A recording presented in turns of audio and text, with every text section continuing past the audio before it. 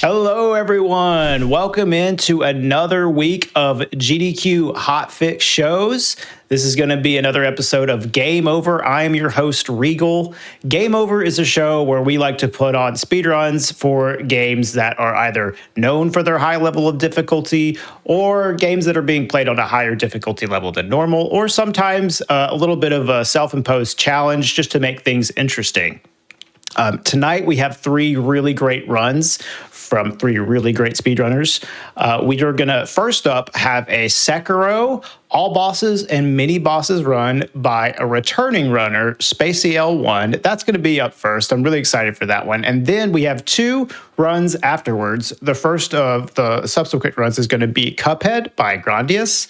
And then we're going to have a special Golden Berries run by Carrarium of Celeste. So look forward to all those runs coming up. But as I said, first we're going to have Sekiro run by a runner that has been on the show before. It's going to be our first time having a runner that has come on for the second time. So I'm excited to have them back. Spacey, do you want to introduce yourself and the run for us?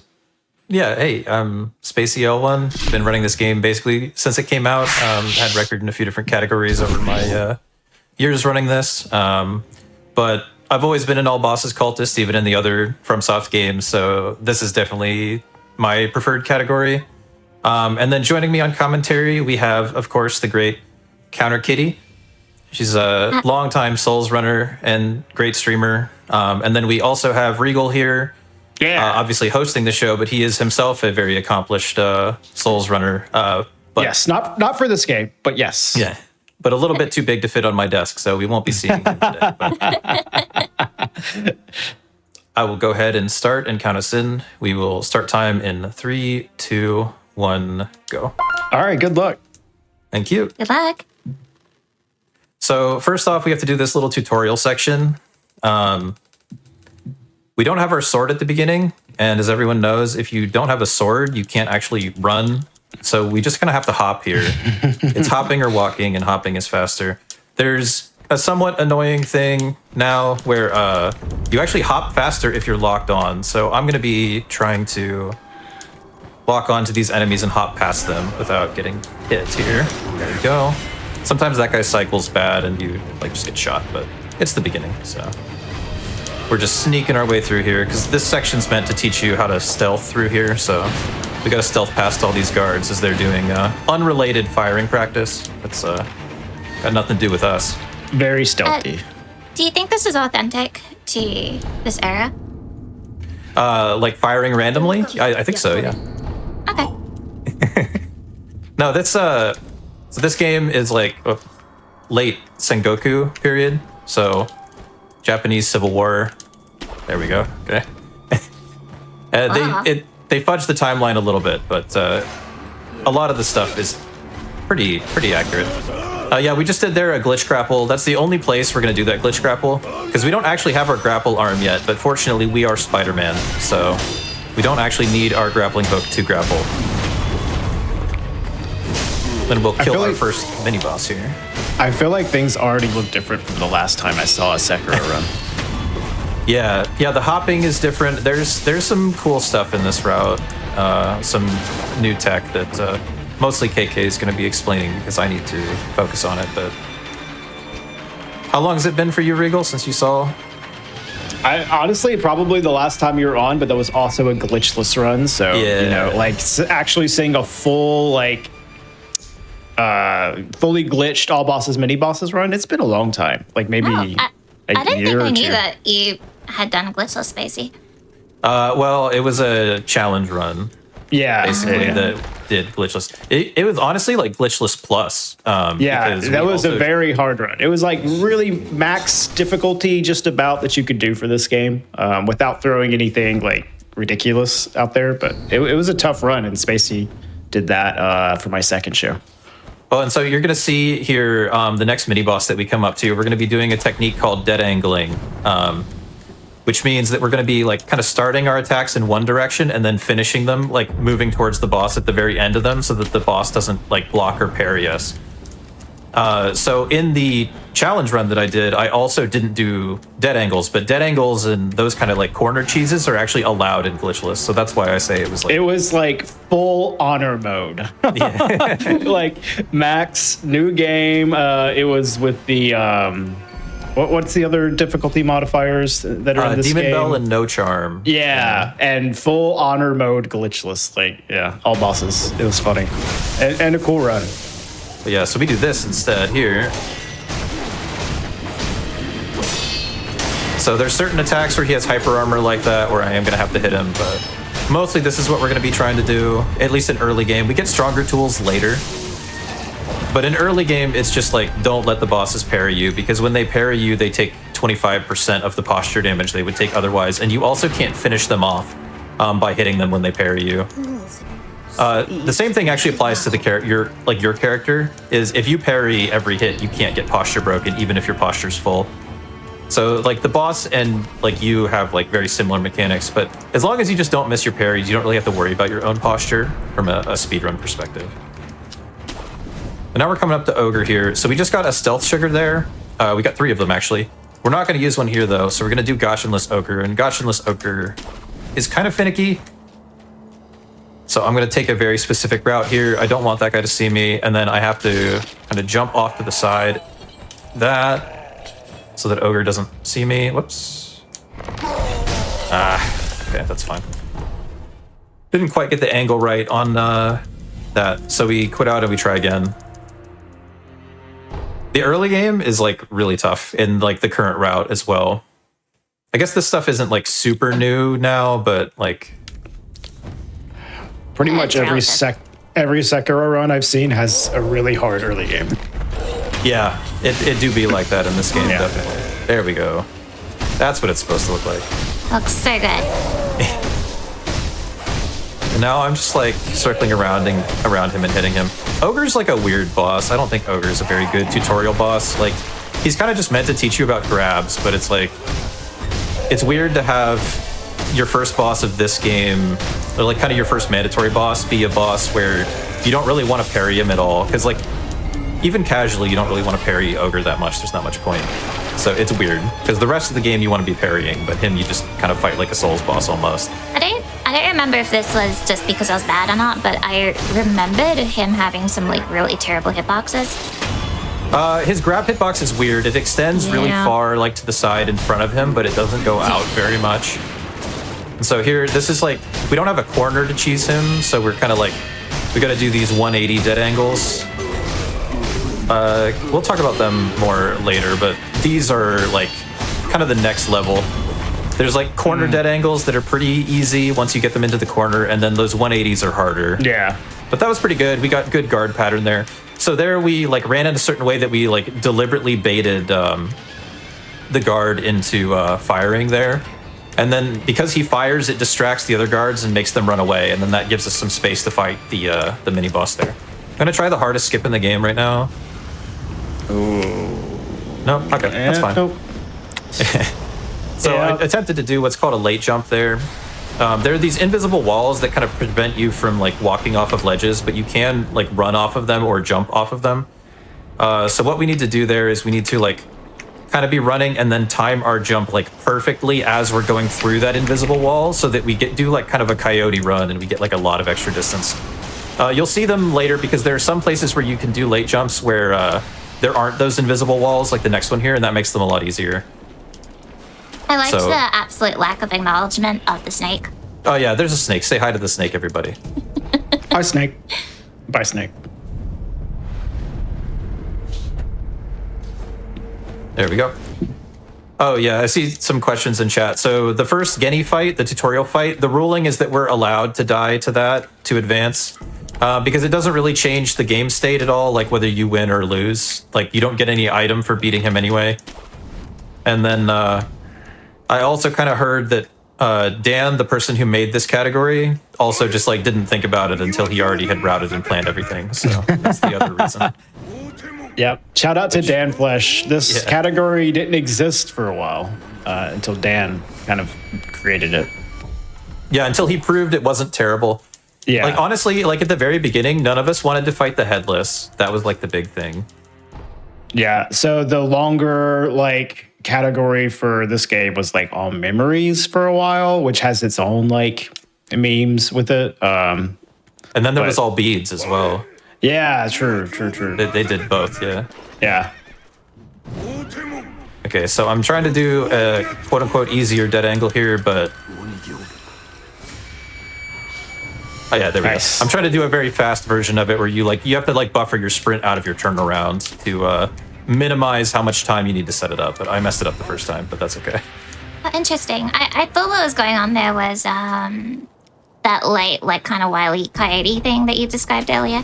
Yeah, it is. That's a late jump, yeah. Oh. It's just about like getting a late jump. That's really good RNG as well. Wow. Nice. Nice. So yeah, and then so we get out of the arena. Gyobu can't run out of the arena normally, like when you're in there, like there's a wall that stops him. But if you're out of the arena and he's trying to path to you, it will let him run off. So he just runs himself off the edge. Now we got Bull. 3, 4, 5. 1, 2, 3. Dodge back, parry. 1, 2, back, dodge, parry.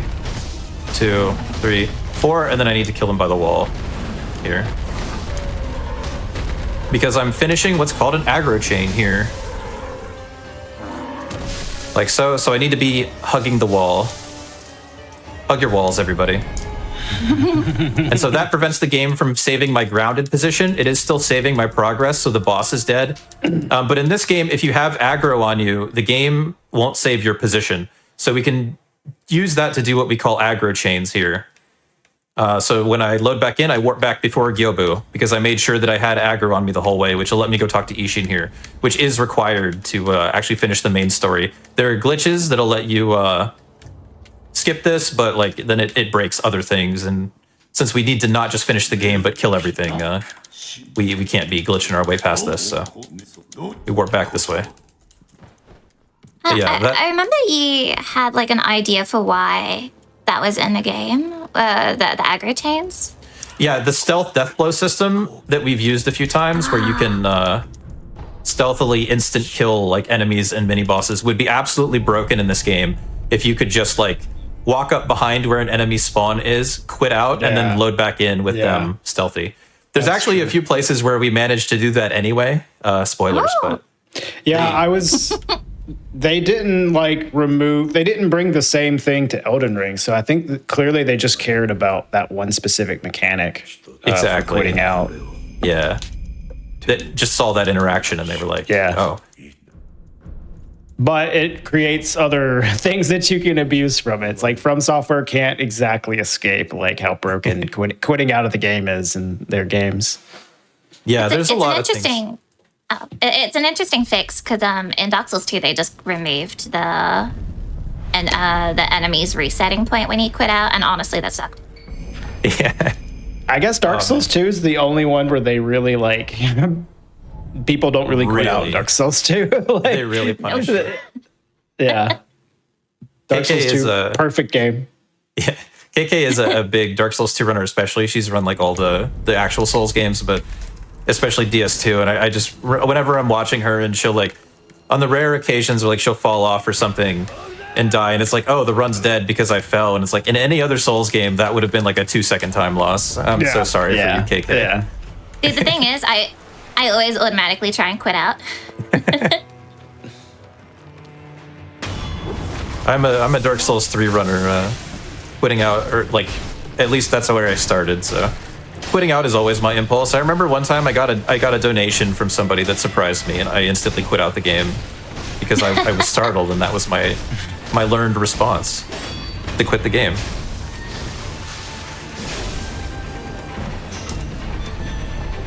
And then there's another dead angle there. We just kind of push him into the corner.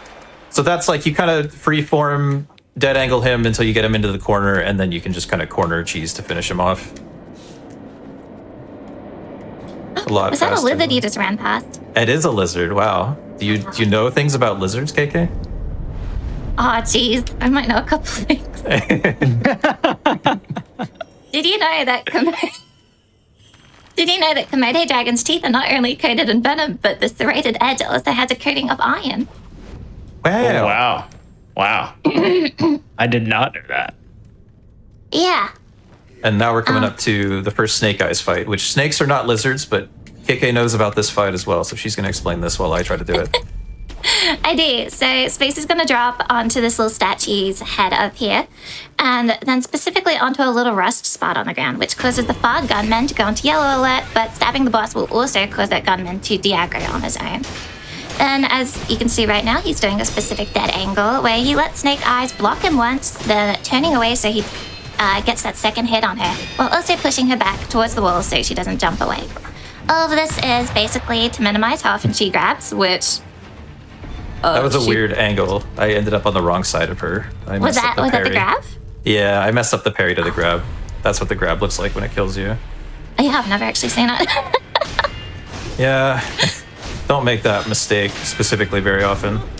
Because I know the timing for it. But, yeah, all of this is basically just to minimize the grabs because obviously they're quite slow. So lucky audience for getting to see that. And she typically always does the grabs at the beginning of the fight. So it took forever for you to die there. It's grab animation. Yeah, a lot of the grabs are that way. Yeah. Like normally you don't think about that much when you're running like Souls games and you just die and it's over. But like, yeah, in this game where it's like you can die. Well, it depends on your time, obviously, and like how far ahead you are. But sometimes you can die and then still continue. But then you're just like, man, why did I die to the thing that has the slowest death animation imaginable? And that grab is one of them. The drunkard grab is the other one. Like, if you happen to die to the drunkard grab, it's just like takes forever for you to die. Run past the chicken. Is that potentially like to give you extra time to respawn if you want to, or is it just like that? It won't let you respawn any sooner, or like I don't know. It won't let you make a decision. I think they're just mean. Okay. Yeah, that checks out, I guess. It's like, in the case of Drunkard, like Drunkard has like a whole animation thing that he does after you're dead to the grab. So maybe they just wanted you to watch that, but like Snake Eyes doesn't really. They're just. I kind of love that day. Yeah, he kind of styles on you a little bit. Super rude. Oh, this is Miss Noble. You're not supposed to be able to parkour up there like that, but yeah, we do. You just jump on that little tree branch. The collision of it is kind of weird, but it's not too bad. You just want to jump towards the base of the branch, and then you can just hop up there. You're supposed to have to take a side path over to the left, where there is another mini-boss, so we will go back there later, but not now. Then we can cancel fall damage with grapples like that. One of the ways we have of canceling fall damage. Running past all these guys. So why are you coming down here now, but not doing everything that you can do down here? A couple reasons. It works out really well for routing. We have a way to insta-kill this boss, no matter how much attack power we have. So if you don't do the insta-kill, this boss at this attack power takes like a long time. I've done it like casually, but we have like no tools. But there's a bunch of Yasha sugars that we get down here, which are a damage buff sugar that buffs your damage by 25%, but cuts your maximum health in half. Those are really, really strong, so we want to come down here and get a lot of those, because there aren't very many in early game. There's plenty you have access to in late game, but not in early game. So that's one reason the routing works really well. And then also, you get the ability to swim from this boss. And swimming is kind of a powerful movement tool, as we will see later. Great if you were able to do that like outside of the water. That sounds insane to me, but if you say so. I'm sorry. My bad. Yeah, so we're entering the arena from the side here so she doesn't see us. 1, 2. Okay, we're stealthing up behind her. She still doesn't know we're here. Being very stealthy right now. Pop one more. And then death blow from above here. Yeah, so she's like scripted to walk over there. She'll only aggro if she actually turns to see you, and until she does her initial animation, she doesn't like respond to any sounds. So as long as you don't damage her or like get in her line of sight, like her vision cone, she won't aggro. And so we use things that don't do damage to her, but will push her backwards. And that is what lets us push her back far enough that we can hop off of that pillar there, which lets us do a death blow from above. And so this boss, you're not supposed to be able to stealth death blow this boss, but there's another boss later that has an intended stealth death blow as like a mid-fight phase skip. that shares a model with this boss, and so that's why that's a thing we can do here. I'm excited to see you fight the later version of her because it always looks so cool in the speedrun. Yeah, it's a pretty. I do like that fight. Is right. that strat that you just did like particularly difficult? Or... Nope. Oh, okay. I tried to Should've said do yes. that. I tried to do it in a casual playthrough and messed it up completely. So It must be really hard. Good job, yeah, Stacey. it's hard. Well, So no, there's- if you practice it, it's probably not that bad. So the thing is, there's a version of the skip that's hard. Like doing it with the perfect amount of items Yeah. can be kind of difficult. But like casually, you can use firecrackers, snap seeds, and ash. So if you have like 10 ash and you've got like all your firecrackers and you've got your 3 snap seeds, like it's pretty, like you really don't have to be careful at all. Just like make sure you don't aggro her. You can let her walk all the way forward. You don't have to time anything. You can just spam those at her and you will eventually push her back enough. So this is the corner that Genny yearned for. He yearns for this He corner. loves the corner. Yes. You also got up here in a very interesting way. I might have to add, but you could probably. You think? You can probably talk about that a little more. I think you might do that once more in this run, at least. We might see the Genny hole a few more times, yeah, as I call it. I don't think you should call it that. Maybe you're right, I'm on thin ice here. But so he's going to teleport himself out of his corner. He no longer yearns for it. So we're going to Yasha and then turn around, which makes him do that, but he misses, lol. Lightning, okay. That's good RNG. Give me one more, buddy. No? Alright, that's fine. And also, notably, we don't have Makiri here, so I'm going to try to actually avoid putting him in situations where he might thrust. So that's why I'm avoiding that one there. If you have Makiri, you get a lot of damage off of Makiri. He was about to do another lightning there, but he didn't, so... I mean, it was too late anyway. We didn't need it, but yeah, that's Genny. Nice. If you have the time, I think explaining what a Makiri is might be helpful for some people. Oh, yeah. So there are certain attacks that can't be blocked, as the game says. Now, notably, sometimes attacks that can't be blocked can still be parried if you, like, time it. So it's misleading. It's kind of hard to understand. But, yeah, attacks with those red symbols, there are 3 different kinds. There are grabs, which maybe you can parry, maybe you can't. It weirdly depends on the grab. And then there are thrusting attacks, which you can parry, but you can't like hold block. And then there are sweeps, which you can't. You can neither block nor parry sweeps. You're supposed to jump over them, basically. You also cannot iframe through those attacks with normal iframes. Now there are some exceptions, like things that give you, like essentially intangibility. You could think of where things like attack, like pass through you. It's like mechanically different from invulnerability. It's hard to explain, but it usually doesn't come up though. When I played this game more recently, I really, really enjoyed it. The first time I played it, I kind of found some of these systems a little confusing. And now that you're explaining it, I can see why. Yeah. Yeah, it's weird. So, but yeah, so like when you get knocked down and you can roll on the ground, the game calls it a safety roll in the loading screens. That roll will let you go through sweeps, which doesn't make any sense. Because, you're on the ground, the sweep is on the ground, but you can safety roll through sweeps. So safety rolls clearly give you something like intangibility, basically, where literally nothing can hurt you. Like, it's interesting. It doesn't matter, but... Yeah, I didn't realize that. That is actually interesting. It's very strange mechanically. There's some other... Oh, I forgot that's a thing. Oh, what? I've seen this before. That has happened before. I've never I canceled seen his dialogue. Yeah. Oh, and that just naturally, I see. Yeah. That makes a lot of sense. So that wasn't that wasn't a this has never happened. Never happened before. Yeah. Okay. All right. False alarm. Shout out to Foo's old show, actually. Out of Bounds. I was on that show too. I didn't know about that glitch when I was on her show though, or I would have shown that one too. But good times. Anyway, I guess now we can acknowledge the swimming. So this game has air swimming in it.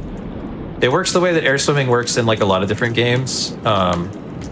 Instead of coding like 3D volumes of water they found it much easier to have these like planes that they place over like enclosed spaces. And so if you go down through the plane, you're put into swim state. If you go up through the plane, you're taken out of swim state. So by going down through these planes out of bounds, we can trigger our swim state without being trapped in our little cage where we're supposed to be to swim around. And that lets us just kind of carry our air swim wherever. Now, the game doesn't like that we do this. You hear people on marathons sometimes, they talk about the game getting confused. Well, this game gets angry. When you air swim. If you It gets very mad. It gets very angry. If you carry an air swim to a load zone where you didn't get your air swim as far as the game is concerned, it will instantly kill you through your like revives and everything. You just die. It's a huge jump scare, actually, when it happens. You're not used to being able to go from 0 to full dead in this game, but that will do it. So what we have to do is we have to do things like that where we like surface out of bounds and then go back down through, or we like find specific collision in between where we can quit out and then reload, and that will tell the game we got our swim spot. Like, it'll reset our swim spot, basically, so that the game does not get displeased with us. There we go. But that's basically the intended way. You're supposed to bait him off the edge, and we got him off the edge, so, you know, same thing. But we just kind of do it swim by. So yeah, air swimming in this run doesn't save as much time as you would think. Like, in the any percent categories, you can break a lot of stuff with air swim, but we have to fight everything anyway. So a lot of our air swims, we're saving like literally a few seconds over like the glitchless route. I think they're pretty cool. Like, yeah, I like them. Really, really cool. Here's a giraffe. Don't worry about it. Aw. Yeah, that's definitely a giraffe. This is what, the petting zoo, as you called it? Yeah. Yeah. The giraffe, all the giraffe and the little giraffes. Aw, you're killing it in front of its children. Yeah. Actually, it says it's a centipede up in the top left, so I'm very skeptical. We'll see. We'll see. Yeah. Yeah, we're doing another little aggro chain here. Got to warp ourselves out of the petting zoo, as it were. And now we're going to do monkeys, and I'm going to go for like a really difficult... Monkeys aren't hard. Like, they trip people up first playthrough when they don't know what they're doing, but they're really not that difficult in the run, depending on the strat you do. But we're going to do the really hard strat that saves like 2 seconds, so... I will be focusing on that. Yeah, I will be focusing on that, and KK will be explaining it once we get up to the door here, so that I can try and get the double bump. So a little precursor for people who haven't played this game. The monkeys are a bit of a like puzzle boss. There's 4 of them, and they're each meant to represent like a hear no evil, speak no evil, do no evil kind of thing. So the monkeys themselves, they're not dangerous, but they're a little finicky. So Spacey is gonna immediately spawn in this arena and kill the white monkey, which is behind him, always, because he always starts there. And then he's going to run at a specific angle, jump at a board, and then do 2 R1s and buff a grapple out of that to get the exact position he needs. Then timing another grapple right as the orange monkey starts moving. And if lined up and timed correctly, the second grapple will bonk and stun both the monkeys here. I believe we got that, so good job. And then we want to shuriken this final purple monkey. And he only takes that kind of damage in this specific room, so we're gonna chase him there and then kill him. Was that perfect? Yeah, that was good. Yeah, so if the purple monkey gets to about here, even if you're hitting him with the shurikens, he stops taking damage from them. It's very strange. Oh. So you have to be on top of it. I normally see you have to chase them down a little bit, but... I've been known to mess that up on occasion. Oh, Thank you, okay. KK. Damn, I've seen you do that so many times, I thought it was meant to be like that. Hey, is this a good time to get in some announcements? Sure. Okay. All right. So, are looking to get more involved with the GDQ community? You can join the official Games Done Quick Discord and add the Hotfix role to stay in the loop on upcoming events, chat with staff, and more. You can use !Discord and Twitch chat for an invite and more info.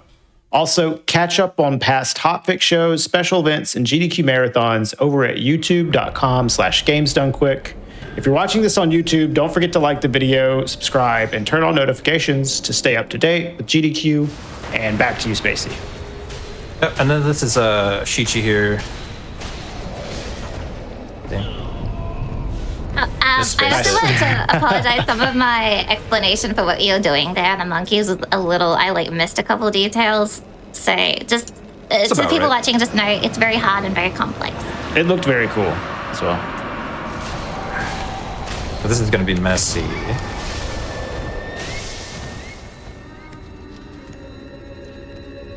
Because I have to Hopefully, loop them unlike- longer.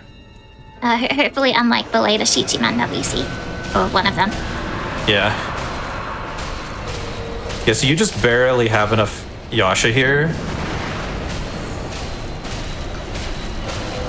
So And I have to do a Yasha lot is of extra the- hits. There we go. Okay. And Yasha is the damage. The 25%. Yep. Yeah. Okay. So, and our confetti just ran out there. Fortunately, confetti lasts twice as long as Yasha.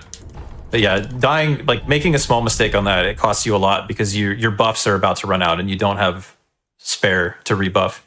But it's fine. We did fine. So basically, there's certain types of enemies, the Shichiman and the Headless, that under normal circumstances, basically you're required to use confetti to do meaningful damage to them. So confetti does 20%, like it adds 20% health damage to every enemy, not just those. But yeah, you basically need it to do good damage to those types of enemies. So it's a valuable resource we're kind of going to have to conserve. I want to get a backstab animation here. Okay, that's fine. The backstab animation is just faster, but better to just kill him than let him get up. And then we're going to... This is fall damage cancel number 2 by stabbing a guy. Don't try that one at home.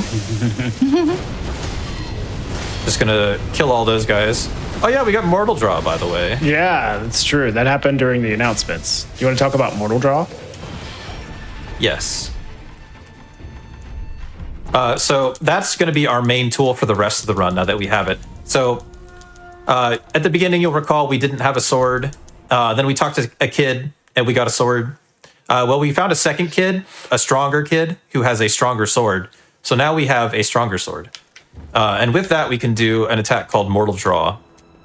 And there's what's probably a bug with Mortal Draw in particular. It's a strong attack in general, but if you jump into it, it does like a lot more damage.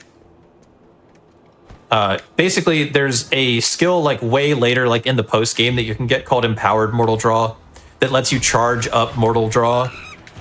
But for some reason, even without that skill, just by default, if you jump and do Mortal Draw, your first hit of Mortal Draw will do fully charged Empowered Mortal Draw damage.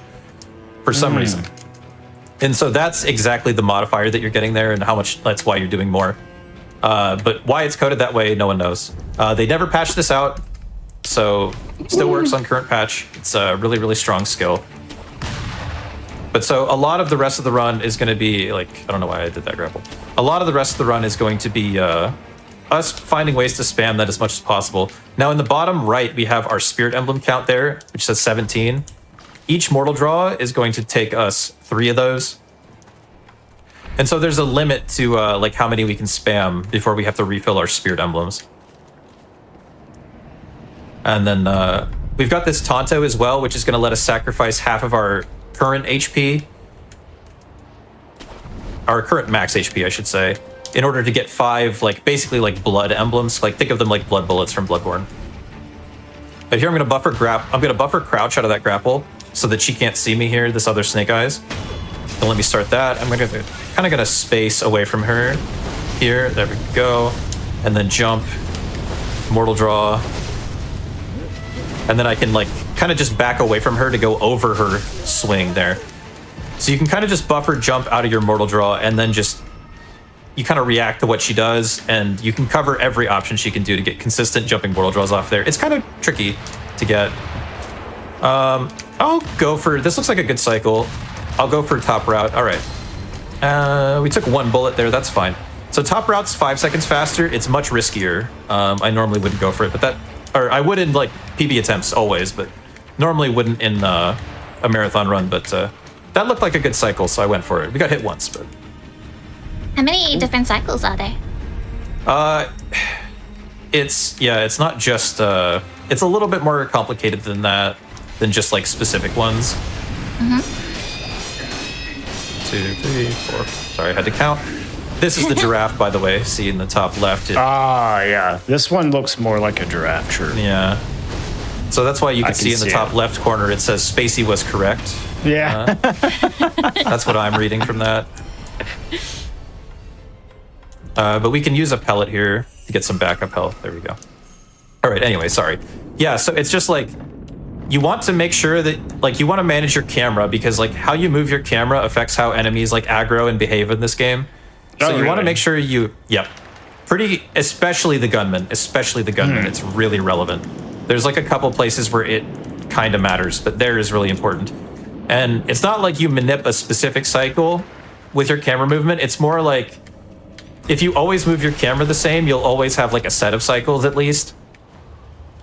Because it affects like when they're going to aggro, and then once they're all aggro, they all have like slight variations in their fire rates. So it's like there's like a range of cycles depending on when the gunmen fire. And so like I say this looks like a good cycle.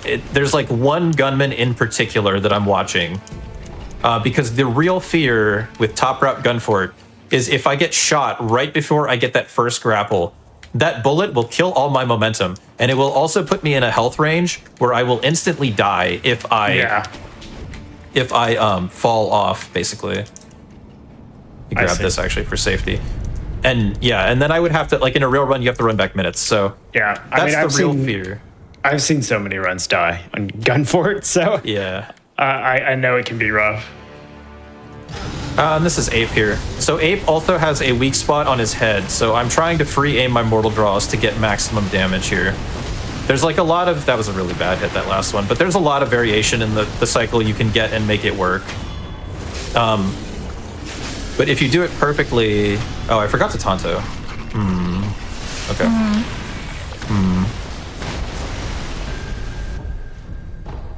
That's fine. Okay, so we have to improvise this. We have like not anywhere near the damage we're supposed to. My bad. I forgot. I healed because I had to heal, but I forgot to actually Tonto. Oh, what's the difference between Tontoing earlier versus later? I needed to do it twice, and since I didn't do it before, I can't do it now. Yeah. I forgot. I can't do that because it won't stagger him. Okay. Maybe this will kill anyway, though. No! Okay, we got it. Oh, that was my bad. I only got one, so I only got one mortal draw worth of damage there. Oh, but it's fine. Defeat. Oh yeah, another giraffe. Yeah, another giraffe down. Because it comes out of his neck, and then it's like a giraffe. You know, it's a metaphor or something. I don't know. Wow. Wow. KK has a wow that is legendary to me specifically. I always think of it. It sounded like you were making fun of me there. I know, that's why I was like, well, I didn't mean it that way. I meant it in a loving way, of course. Anyway, so now if you liked Ape, how about Ape again, but more this time? So now we have double Ape here. This one's actually easier, I would say, generally speaking. In a weird spot here, though. Okay, now we're good. Yeah, so same thing. I'm aiming for his neck hole here. That's his weak spot in phase 2. And then you may or may not notice there's a second ape. You don't have to kill the second ape, though. If you kill the first ape, she'll generally just kind of peace out. Sometimes she'll bug, and she'll just like keep dropping over and over, and that's like pretty wicked, honestly. But no, we didn't get the bug. She's just gonna peace out over there. Bug, I get it. Yeah, there's a cool bug where she'll just like keep dropping, or I'm sorry, there's a cool giraffe where she'll just keep dropping over and over and then teleporting up to the top and then dropping again. It's pretty sick. What's up with the other monkey just leaving? They just didn't want you to have to kill both of them, I guess. I don't know, okay. like, yeah. I wish I knew that casually. Yeah. Yeah, that fight, if you have to do it like as intended, it's like there is like a logic to that fight. It's not like was no thought put into it, but the default cycle, if you have like low damage and you can't just spam kill the boss ape, it's like I don't know. It's really tedious, but yeah, I don't know. Check out the challenge run I did on Regal's show earlier if you want to see like a longer version of that fight where you actually have to deal with more attacks and stuff. But Yeah, it's an interesting fight. I remember when this game first came out, people were pretty scared of that fight, but it's like not even that big of a deal for runners nowadays. Yeah, definitely with Mortal Draw. Okay, so here I'm doing a bump strat as well. There we go. Okay. Yeah, I remember that. You're like hitting him with your knee to stagger him, right? Yep, basically. But so you can only do that when you're in certain animations and the boss is in certain animations, basically. But fortunately, our Mortal Draw animation works, and like pretty much all of his attacks there, you can like he doesn't hyper armor through with any of the things that he might do. Okay, so now this is a reverse Genny here, where we're gonna come out of the normal swim hole instead of going into it. So I have to go up through this floor and then like out through here. There we go. And now we're coming up to Owl. So for Owl, I'm basically just going to be reacting to what he does. So we used to cheese this fight, but it's actually faster with Mortal Draw plus Yasha to not cheese him. This fight looks really cool, but it's fairly difficult, and I have to like pay attention and react to what he's doing. So I'm going to Yasha. If he doesn't do anything, I can crack, or there we go, jump to the side.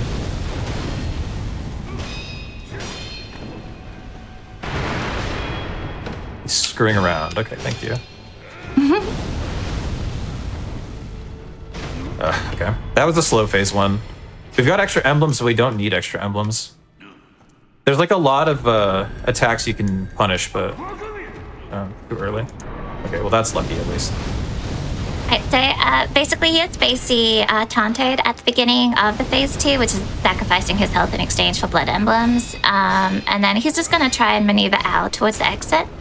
If Al uses his smoke bomb, which he is, Spacey will try and take advantage of it to get a double mortal draw. Okay. I should have just Mortal Draw there. I thought I could kill him. It's fine. I was stuck in the corner there. I messed up the phase transition a lot, honestly, though, so that's on me. But we had enough to finish him. There you go. Yeah, it's just like my Yasha ran out really early too. That was an unfortunate phase one, and then I messed up the transition basically. But it's fine. Was the issue with his phase 1? I don't know if this is normal, but I noticed he was like jumping back a lot.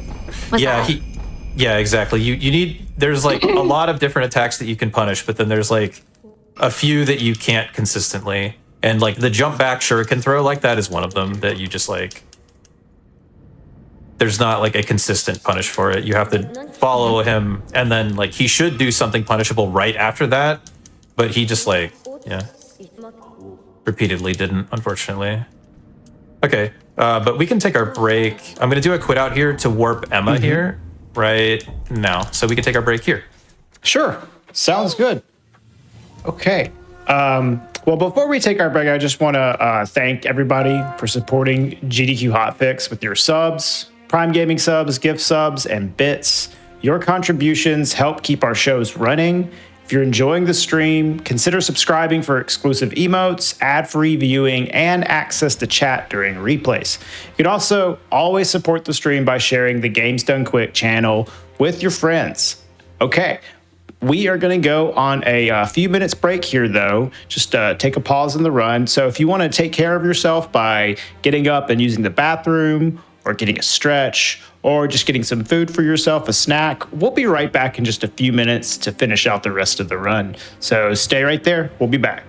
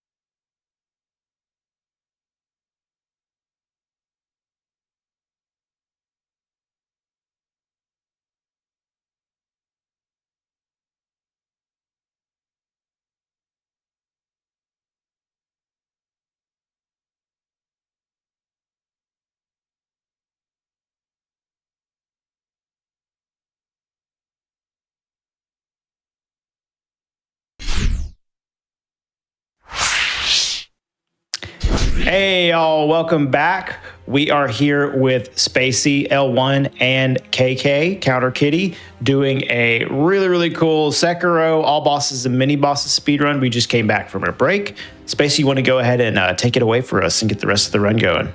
Yep, we will load back in 3, 2, 1, go. Nice. Yeah, so we're just doing some mandatory dialogue here.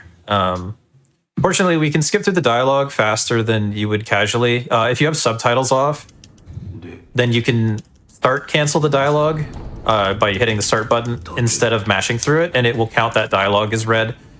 So, like, to route it efficiently, you still kind of have to know, like, which sections like, what constitutes a section of dialogue, basically. It's complicated, but I won't get too much into it. But I'm doing a mix of mashing through dialogue and start canceling, basically. But over the course of the whole run, it saves like a minute just on dialogue. Yeah, so. I remember when that was found, and everybody was like searching all the other Souls games to be like, can you do this? And then in these other games, I think it only works on Sekiro, though. Yeah. I was sad that it didn't work on, like, especially Elden Ring. It would be nice, because, man. Yeah, because you can't really mash through the stuff as much. Exactly, yeah. That frustrates me so much, honestly. Yeah, it is annoying. Mm-hmm. All right, but now we head to Fountainhead. Fountainhead is a really difficult section of the run. We got some cool tricks here, including Shichi, the infamous Shichi. Woo! Yeah, we'll see. We'll see how it goes today. We're going to run up and get teleported to Fountainhead here. On the Rope Man. The Rope Man. Yeah, look at him. He's dabbing. Dabbing for us. I always forget about this thing. Yeah. Yeah, it's like guy. Huge. It's gigantic. There we go. All right, so this is the one that has an intended phase 2 skip. I messed it up. But that intended phase 2 skip is not only going to let us do the intended phase 2 skip and also let us skip all of Corrupted Monk, it's also going to let us do an unintended phase 1 skip, which is very difficult. So she's there. We got to enter the arena from the side again so she doesn't aggro. And then... No, I was too far. So you can kind of see I'm like bouncing off of her invisible body there. Yeah. So like visually she jumps in, but she's actually there already and she's just hidden. So we can death blow her already, but it's very difficult to do.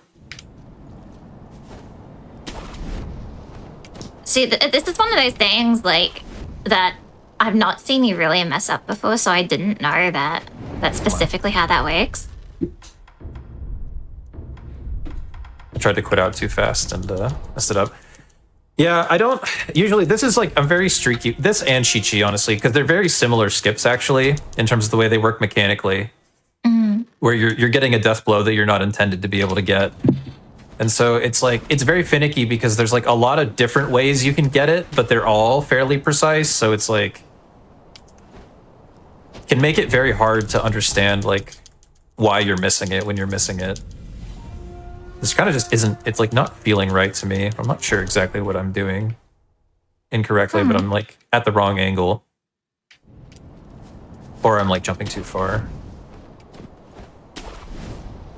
If I miss it again, it's lizard fact time, KK. Yeah. Oh, okay, we got it. Oh, there we go. Ah, we can still get a lizard fact in, honestly.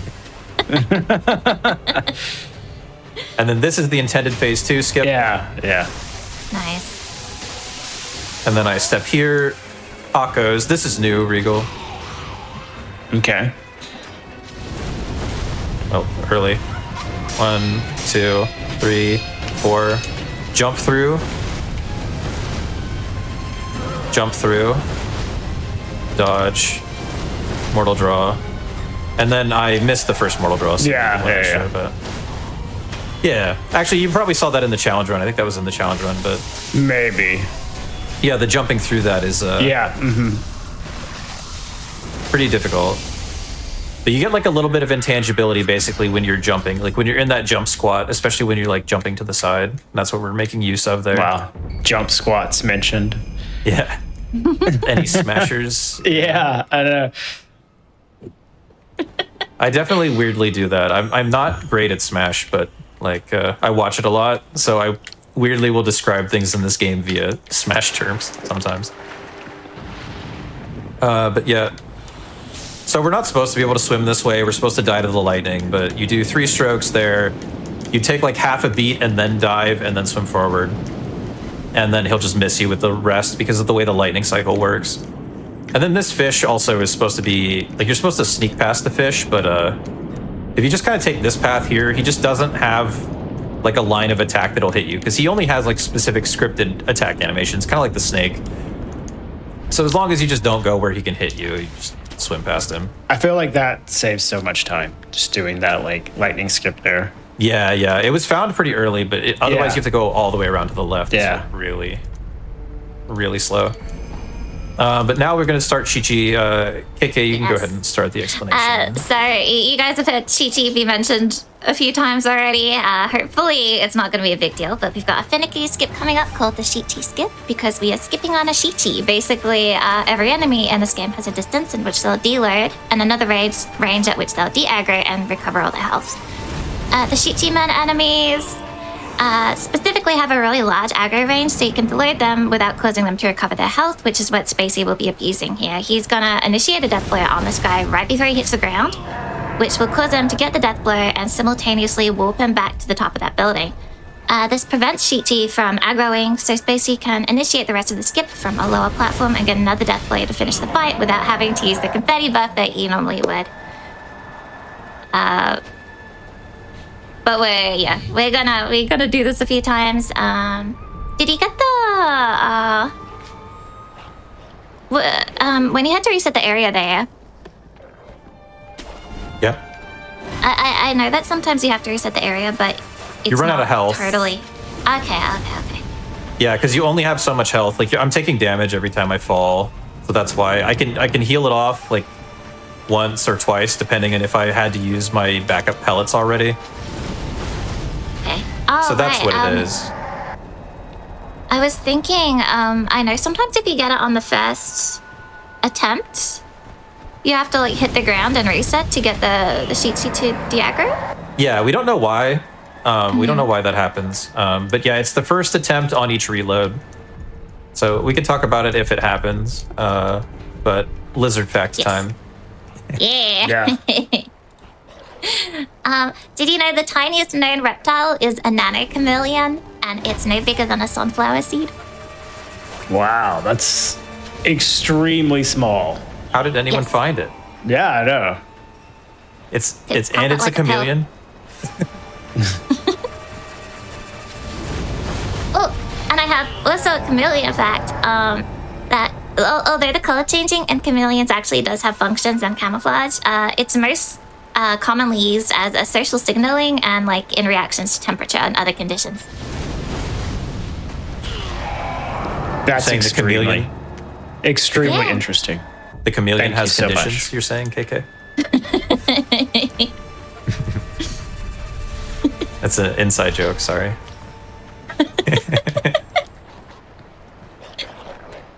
Yeah, this is pretty bad. It's sad. I've been doing better at this in runs, but this skip be like Is this it sometimes. just really precise timing on the There it R1? is. Ooh, nice. There you Hey, go. No, I'm doing a buffer.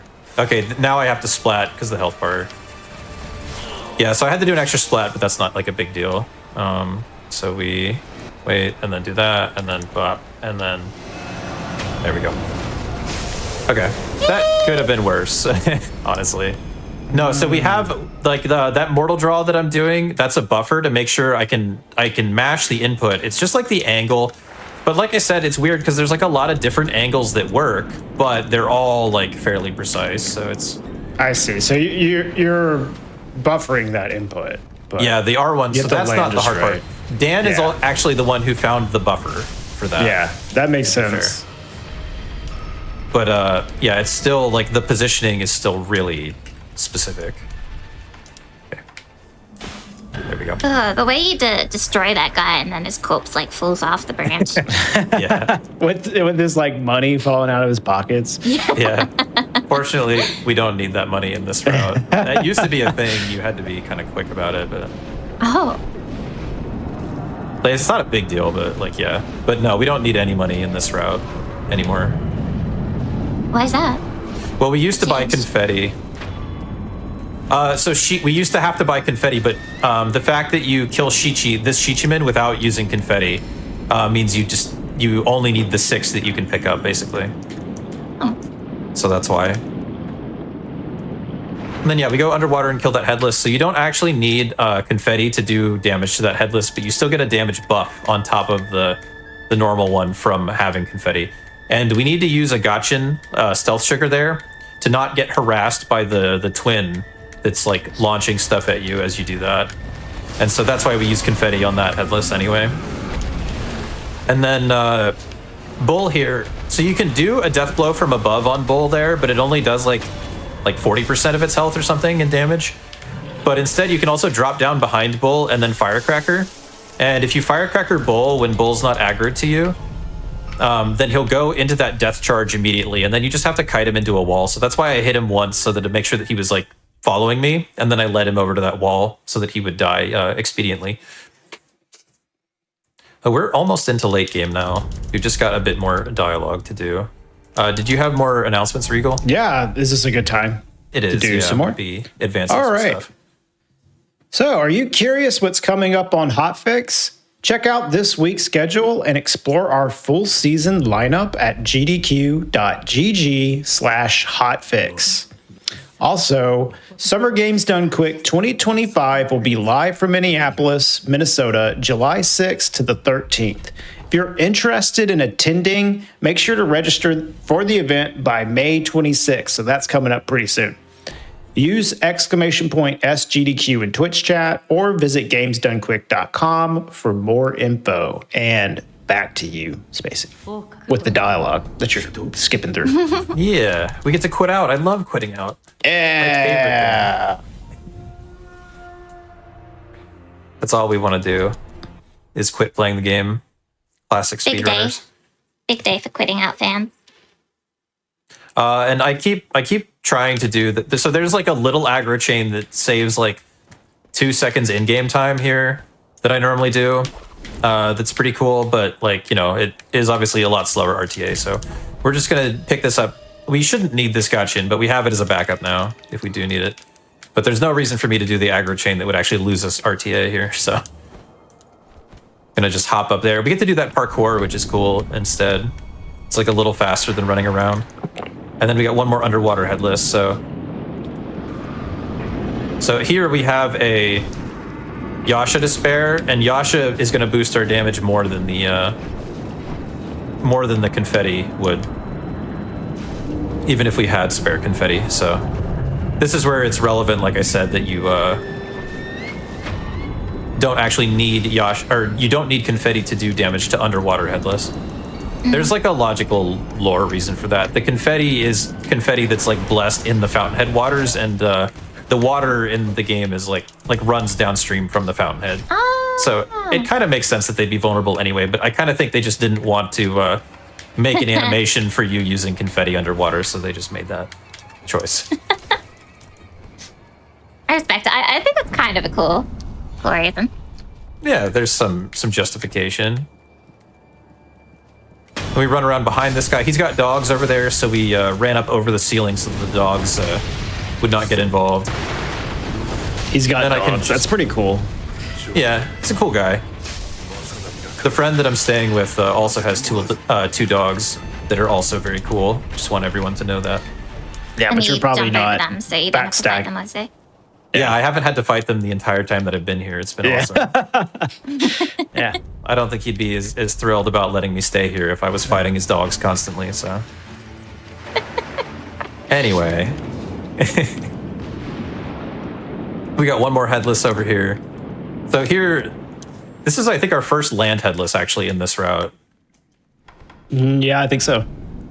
But so for land headless these days, we're mostly going to be like just kind of circling them. You get behind them, they'll just like turn like this. Man, the headless look kind of sick underwater. On land.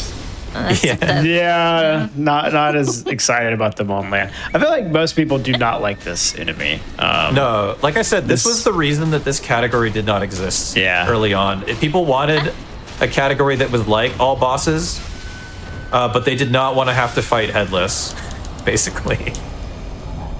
Yeah. So, yeah. This is just like one of those bosses. Do you think they're more or less fun to fight in the water? I think they're easier. They just have a simpler moveset in the water, but like also your underwater movement is more awkward. So like people definitely have different opinions, but the underwater headless don't have the same problem that the land ones do. The land ones, their hitboxes and their like collision is just so strange. Like especially in a lot of the arenas where you have to fight them, there's like stuff where you might get pushed up against a wall or into an object, and then like you'll be blocking or parrying, and they'll like clip through you and dead angle you basically because they like clip into you because they're too close and their like attacks are so stretchy. And they have a lot of, because they have like very slow, like they're supposed to look like kind of ghostly and ethereal. Like I get it. It looks cool. But it also means they have a lot of things where they're just like moving very slowly and then suddenly they have a hitbox and that just breaks a lot of things. Yeah, exactly. So, question, why did he go around the hut and then like peep at Emma to die? So we've been doing a secret quest like this whole time that we need to access one of the full bosses, which also has like 2 extra mini bosses. So that is for the purification ending. We have to go eavesdrop on Emma and sculpture there. But that was the last thing we had to do. We got that bell from Emma. So we now are good on the secret quest here. We just have to continue on the game now. Basically, all the extra dialogue we had to do there was for that purpose. Okay. Now you're just hanging out with a bunch of old guys. Yeah, we gotta clear out the old guys so we can fight Dragon, which is a kind of lizard, I think. This one is not micro, though. This is a huge sunflower seed, you could say. Yeah. Macro chameleon. So this is a very cycle-based fight. We'll see what attack and which branch we get the lightning on here. I'm gonna buff immediately. That's a bad attack. That's the worst combination. Let's go. I feel like that's sort of a pattern we've been getting this run. Maybe a little bit. I got monkeys. That's cool. You got monkeys. Whoa. Come on. That was my bad. Okay. This is gonna be really awkward. Oh. Why did it? Okay. I thought it spawned over there. Don't kill me, please. Wow, okay. Well, now we just have to redo the whole fight. Wow. So maybe we'll get a better pattern there. It's like the game name. Game over, yeah. That's a really unusual death. Well, it's you're contractually obligated to die on the Game Over show. Okay, so that doesn't cause any problems because all the resources we used are refillable. That is the worst combination, but I also messed up the, like, you shouldn't die to the worst combination, you should just lose time, but there are worse places to die, I suppose. You're just trying to hog more time on GDQ. Yeah. So, what is the reason for trying to deal damage to the dragon, like, with just normal melee, rather than doing like the lightning bolt strat? Like, so the lightning bolts only spawn every like, I forget if it's 15 or like 20. It's like depending on how you count. It's like between 15 and 20. It's like 18 seconds or something. I forget. But those only spawn so often, basically. And so we save lightning cycles by getting extra damage in. Okay.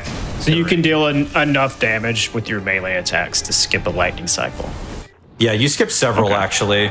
Oh, that's interesting. I would imagine that you wouldn't deal enough damage, but with a Yasha and a Mortal Draw. So this is the opposite. Okay. So this is the same attack, but because the lightning spawned on the opposite side, we can immediately grapple, and we won't get hit by his attack there because we're opposite his sword arm. But then he did this, which is bad.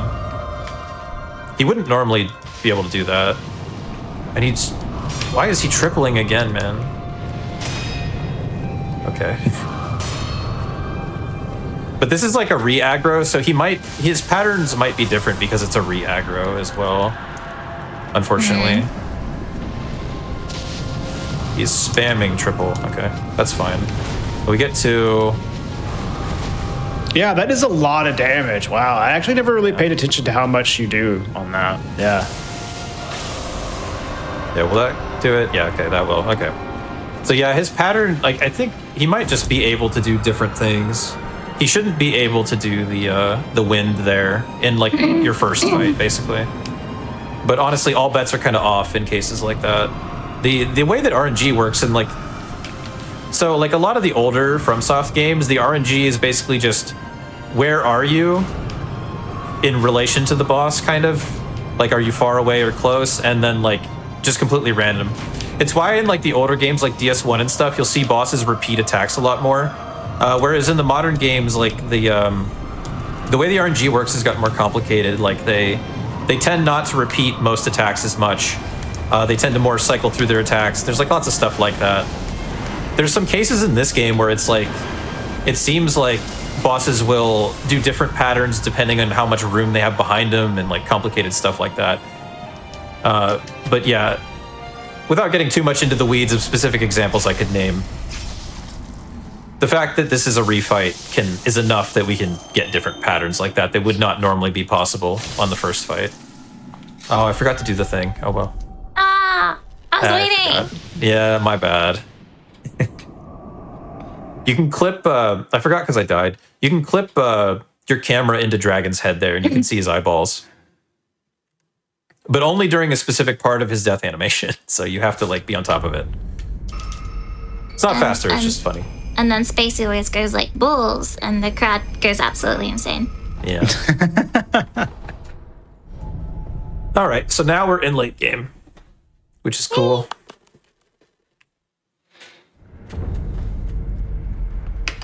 We're gonna do a little air swim here. This is one that, like I said, doesn't save much time. Nice, okay, we got it. But it's also not very hard. But it saves like, it's like getting it first try is like 8 seconds, I think, that you save. Or no, it's 6. It's like 6. You save 6 over not getting it at all. If you try it and then fail it, and then go the normal way, you lose 8 seconds. That's what it is. Oh. So yeah, but it's fun. You have a nice little scenic swim through here. Oh, so normally, like, we're not, like, over-leveled in this run because just the way that the leveling system works in this game, it's hard to be over-leveled for the most part, but,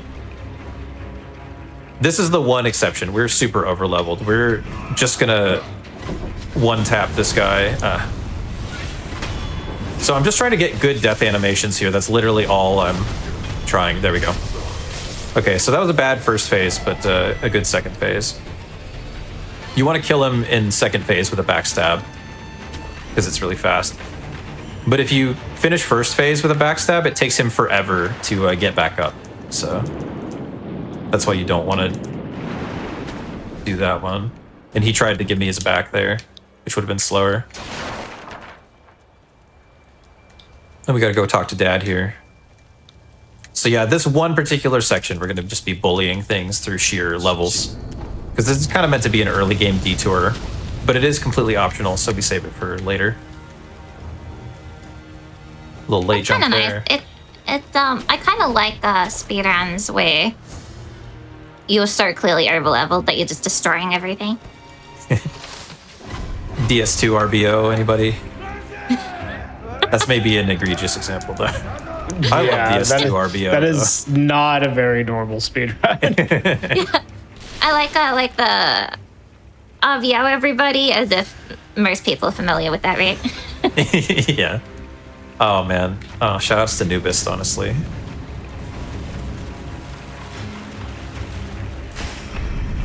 Okay, so here we have Headless. Or, sorry, not Headless. Drunkard. He's kind of shaped like a Headless, you know? Same vibe. Aww. That's so mean. There we go. I mean, he's about to kill him. That's even more mean, honestly. Arguably. Well, yeah, you're kicking all his worlds down. So I'm just trying to cleave the guards down there. There we go. So what I did there, you can only have one sugar active at a time.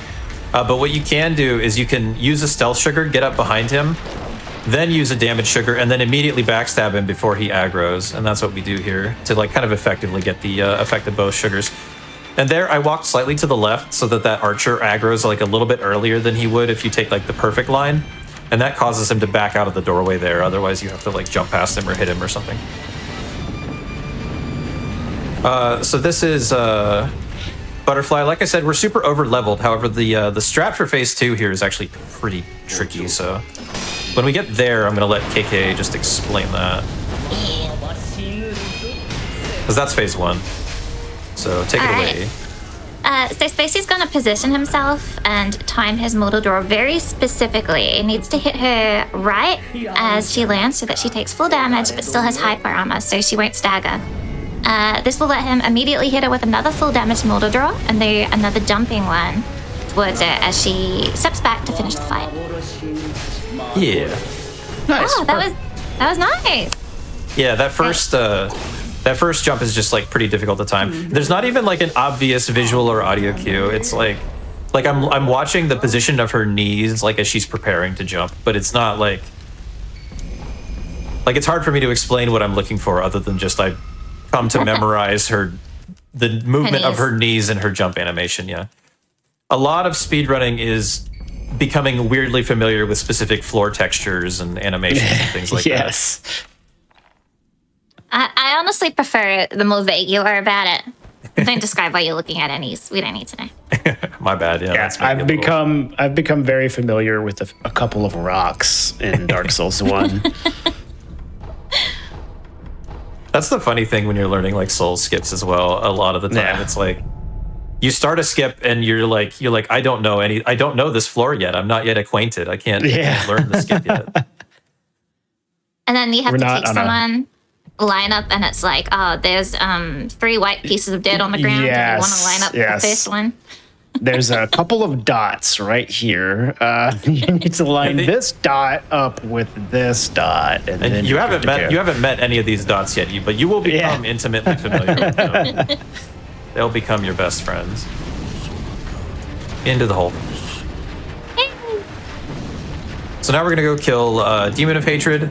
So this cheese that we do here is like way better than the old way because it's no RNG. But we're going to be doing some swims, so we're going to do a quit out here so the game doesn't get angry. This loads in Demon of Hatred's arena here. So if I went like slightly too far to the left there, the game would have killed me. If I went too high as I was going into the arena, the game would have killed me, etc. You get the idea. It's not like I don't want to be too dramatic about it. Like once you've learned the arena, like once you've learned the out of bounds, like geography, it's kind of like what we were talking about with the little, like the dots of the rocks. It's like the same thing. You have to become very familiar with the out of bounds geography so that you can navigate under things that are not loaded and with a bunch of invisible structures that will kill you if you accidentally brush them. So this is a good example here. So we quit out there to de-aggro the guards as well. But so this is a good example here. So I have to go under here. So now I go like through this white part here, and then I have to go left in like a U shape to get around some collision that will kill me into this water here. You can see I have to go over to the right here. You can see like the horseshoe kind of shape. And now we're fairly safe. I just need to not go too high here. If I go like, if I kind of touch the floor there, I'll die. And then he follows us. I can see him falling. Yeah, that's cool. I've never seen this. And then he runs into a kill box there. And so now we can swim directly from here to Ishin. So nothing about Ishin is going to be glitched or cheesed. It's just like a faster way to get to him. But normally, like I have to swim around a kill box here as well. That's why I'm going out to the left here. But yeah, normally, like you get these items called memories from bosses that let you increase your damage. But since we go straight from Demon of Hatred to Ishin, we have less damage than we used to before this route. So this fight is like a little bit harder than it used to be. Buff, jump, double mortal draw. See what he does. It's not a good pattern. It doesn't matter too much though. Okay, good. Next phase. Let's see what his opener is. I'm so glad that there's not really glitches for this fight because just seeing people fight Ishin and know what they're doing is so impressive. Yeah. It's too early on that. Stupid. This is arguably like the best boss in like all of modern FromSoft games. Yeah, it's Honestly, my favorite. yeah. There we go. Okay, that was that. It was that attack. I just had the wrong tempo on for some reason. Oh. Whoops.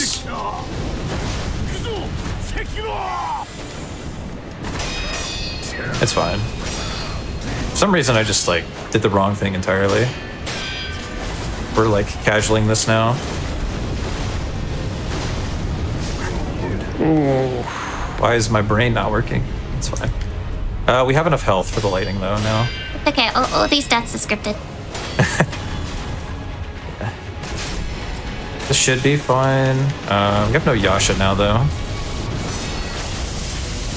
Nice. Yeah, but that's not enough damage to kill now.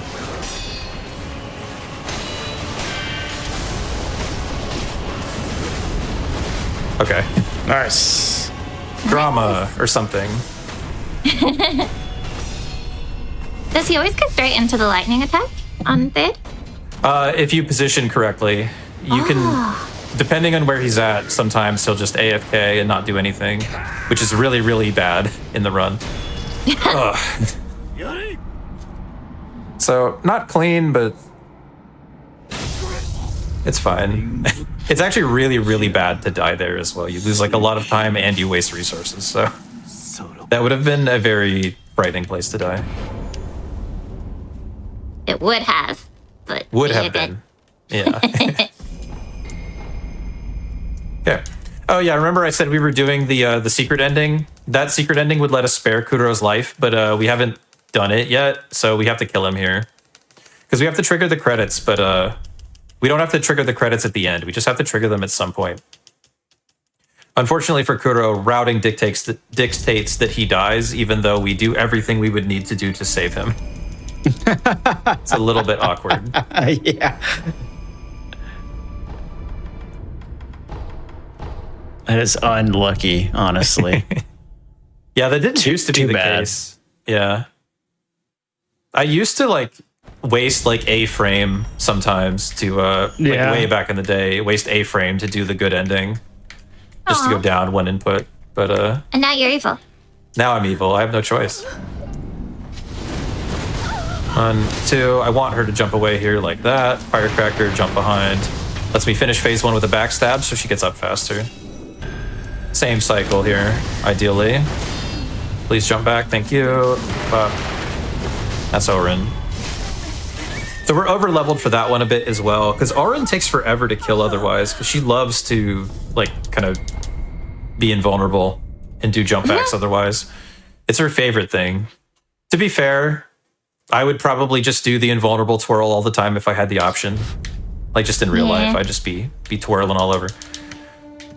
Invulnerable twirl and quitting out. Those would be my bread and butter if those were things I could do in real life. Holy I would love a quit out. When your cat's sitting on your lap and you can't get up, you just quit out to reset it.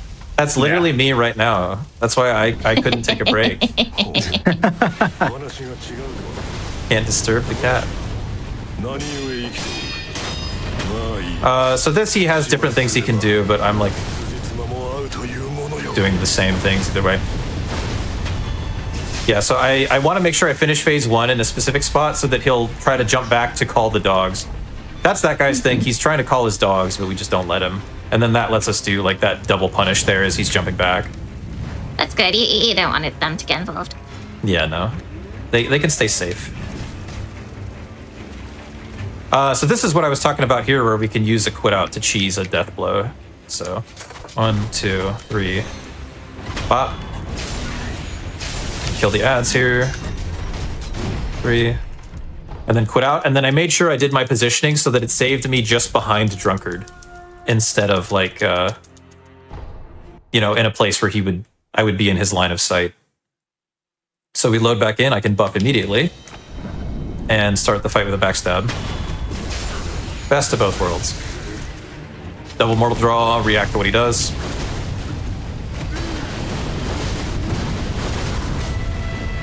Nice. So depending on what he does, sometimes you have the Firecracker there, and if you have to use Firecrackers, that's 2 extra emblems you have to use, so you also have the Tonto after. So it's faster if he does something like that, where you can just dodge and punish, or jump and punish immediately. I know So that was there's a drunkard later. There's one more. Yeah. Where he tends not to, like, sometimes not do anything, and it's an issue. Is that the same with that guy? Or? No. Because you can just Firecracker. It's like he can, like, if he doesn't pick an attack, then you just Firecracker. Okay. So, like, he has, like, basically the same AI, but it doesn't matter as much. Sorry to ask you a question while you're fighting your dad. Oh, yeah, no, it's cool. Dad and I fight all the time. Oh. Good luck finding a time to ask me a question when I'm not fighting with Dad. I don't know. But yeah, that was the second L, by the way. Jumping and getting dead angles with the mortal draw, basically, with specific attacks. Now I have to wait for him to say his piece here before we can warp out. He always has to get the final word, huh? Yeah, classic Dad. Oh, I sat too early as well. Oh, the memory gets as faster, father. Yeah. Wow. Imagine that's how you Yeah. found out. Yeah. It's like, what do you mean, foster father? What? Oh, and now he's dead too. So Oh, great. yeah. It's great. All right, so, oh yeah, Kike. Oh yeah. For this fight, as well as I believe the rest of the fights in the run, we're using a different combat art from the Mortal Draw, and it's called Dragon Flash. While this does less damage than Mortal Draw, it's done with Sekiro's main sword rather than his Mortal Blade. This means that the damage buff that's usually on Shichiman and headless enemies, such as this one, can be applicable during this combat art, unlike Mortal Draw, meaning that it's better for fighting those enemies. The next mini boss we fight will also be using Dragon Flash, and it is slower on him, but it's actually faster to just do it like this than it is to actually swap back and forth. Yep. Yeah, we will actually briefly switch back to Mortal Draw at one point for like a couple fights, yeah. In between God damn it. headless, yeah. My notes had a question mark next to rest of the fights in this run, and I was like, well, I'll just run with it. But yeah, here it would be slow to switch back, and we're fighting a Shichi right after this, so we'll just Dragon Flash him. It's fine. Yeah, so your main sword that we got from the weaker child at the beginning is Kusabimaru, and then the second sword we got from the alpha child is Fushigiri in Japanese. At least the Fushigiri is what they translate as Mortal Blade. Technically, the sword has a true name that I don't know how to say in Japanese, which is the Gracious Gift of Tears, but yeah, I don't know how to say that one in Japanese. I should learn it, though. It would be very impressive. Yeah. And so this Shichi is much easier. We're just going to Yasha and Confetti. Run up. I do a shuriken there just to aggro him out of that attack. Because when he's in that attack animation, it takes him longer to aggro on me, and that actually means he's like recovering posture like passively as I'm hitting him. And it makes it take an entire extra hit to kill him if I let him do that. So that shuriken there saves a hit, basically, despite it doing like no visible damage. Which is pretty cool. Okay, now we've got the last like hard thing of the run. This is a door skip, where we're gonna skip a door by doing some pretty difficult parkour. I love when a skip name just really checks out. Well, some people call it double door skip because they're double doors, and I'm like, I don't know. That's a bit much to me, but a bit ostentatious, I think, from my perspective. But just old-fashioned like that. Gosh. There we go. Yeah. Oh, And Nice. then head. no? Okay. No, we backed it up. We did all right. No, I forgot something. Okay, that's fine. I forgot to switch back to Mortal Draw. I almost made KK correct. Okay. I would have liked to be sometimes. correct, you know? Okay. And then we aggro chain back up to the top. So we're going to keep like one more time. We're going to go kill a boss and then warp back up to the top. This section makes me feel like Batman because we get to keep descending down from the tower to kill things. Oh, It's pretty sick. If I do say so myself. Drop down here. So we got an extra ogre to kill down here. as you do. As you do. I'm going to try to cleave down both of the ads as well. Which can be kind of difficult because they move in different patterns, like each time. That's fine. And then just 3 more. 1, 2, and then a grounded one because I don't need a full jumping one. This is going to be like right at estimate, so that's fine. Ooh. Based on my timer anyway, my RTA timer. It's been an adventure, but you know what? I got to spend more time among close friends, so. That's right. The real boss, and you know what? I'm not gonna. You know what I was gonna say. We've all had enough of that joke for one lifetime, I think. The problem is, I don't know what joke. The real bosses. Oh, and no, mini you're bosses right, were you're right, never mind. Yeah. Cool. The real boss was the foster father's. We stabbed along the way. I don't know. It's different. It's new. You know. Fresh take. It's fresh. Yeah. Anyway. Double mortal draw. So yeah, we're just like going through Ashina Castle now, and thank you. What does he have red eyes? Because that's a whole thing. Oh, okay. It means he's consumed the rejuvenating sediment, which means he's like kind of crazed and enraged, but also like more durable, basically. That's all right. We've all been it. Yeah, we've all had a little bit too much sediment, been a little bit too rejuvenated. So here's another example where I'm looking down because I want this gunman up there to start his gun cycle in a specific place so that I don't get shot by him. And over here, jump. So this is Shigekichi. Oh, one last drunkard. Yeah. The fire drunkard. My understanding of this guy is he can't be attacked from the front, so you want him to just move around. Is that right?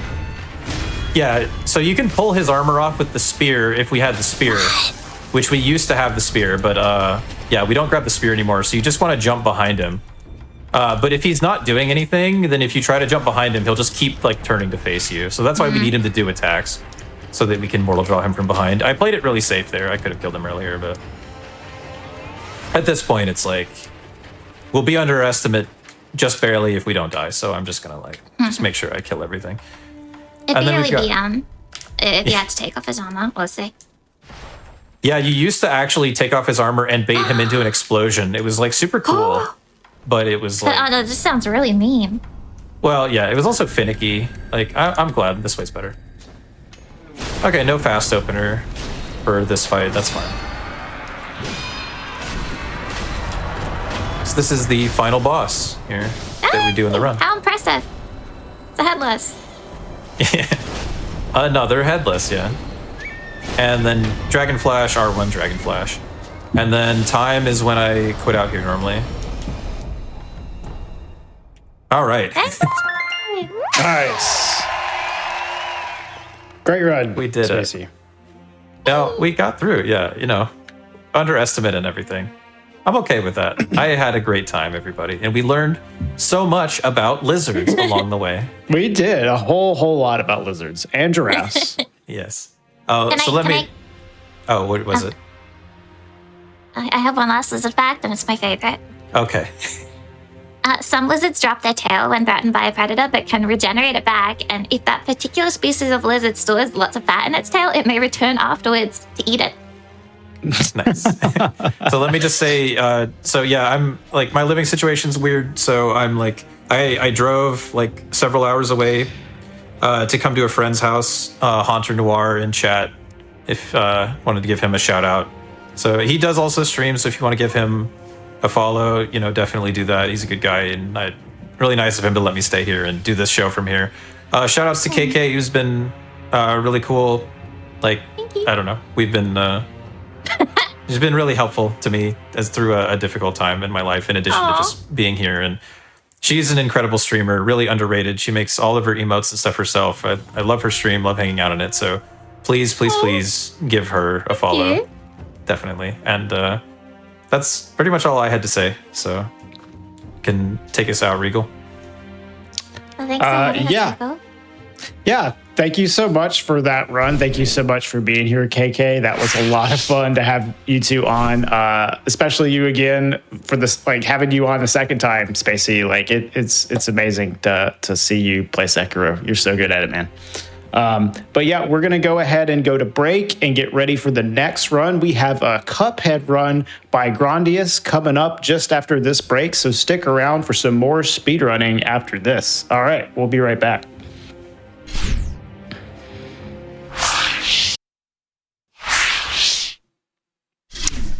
Hello, everyone. Welcome back from that quick break that we just had. We just did a Sekiro All Bosses Mini Bosses run. Now we're going to be transitioning into a Cuphead 80% run by Grandius. Take it away for us, Grandius.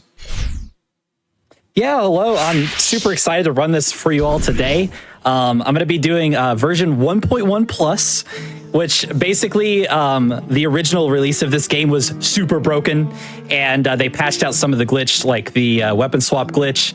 And so, but 1.1 still has a few glitches. It's kind of a nice little sweet spot, and it's become the main category for the game. And joining me on commentary here today is SPD Wolf. Hello, I'm SPD Wolf.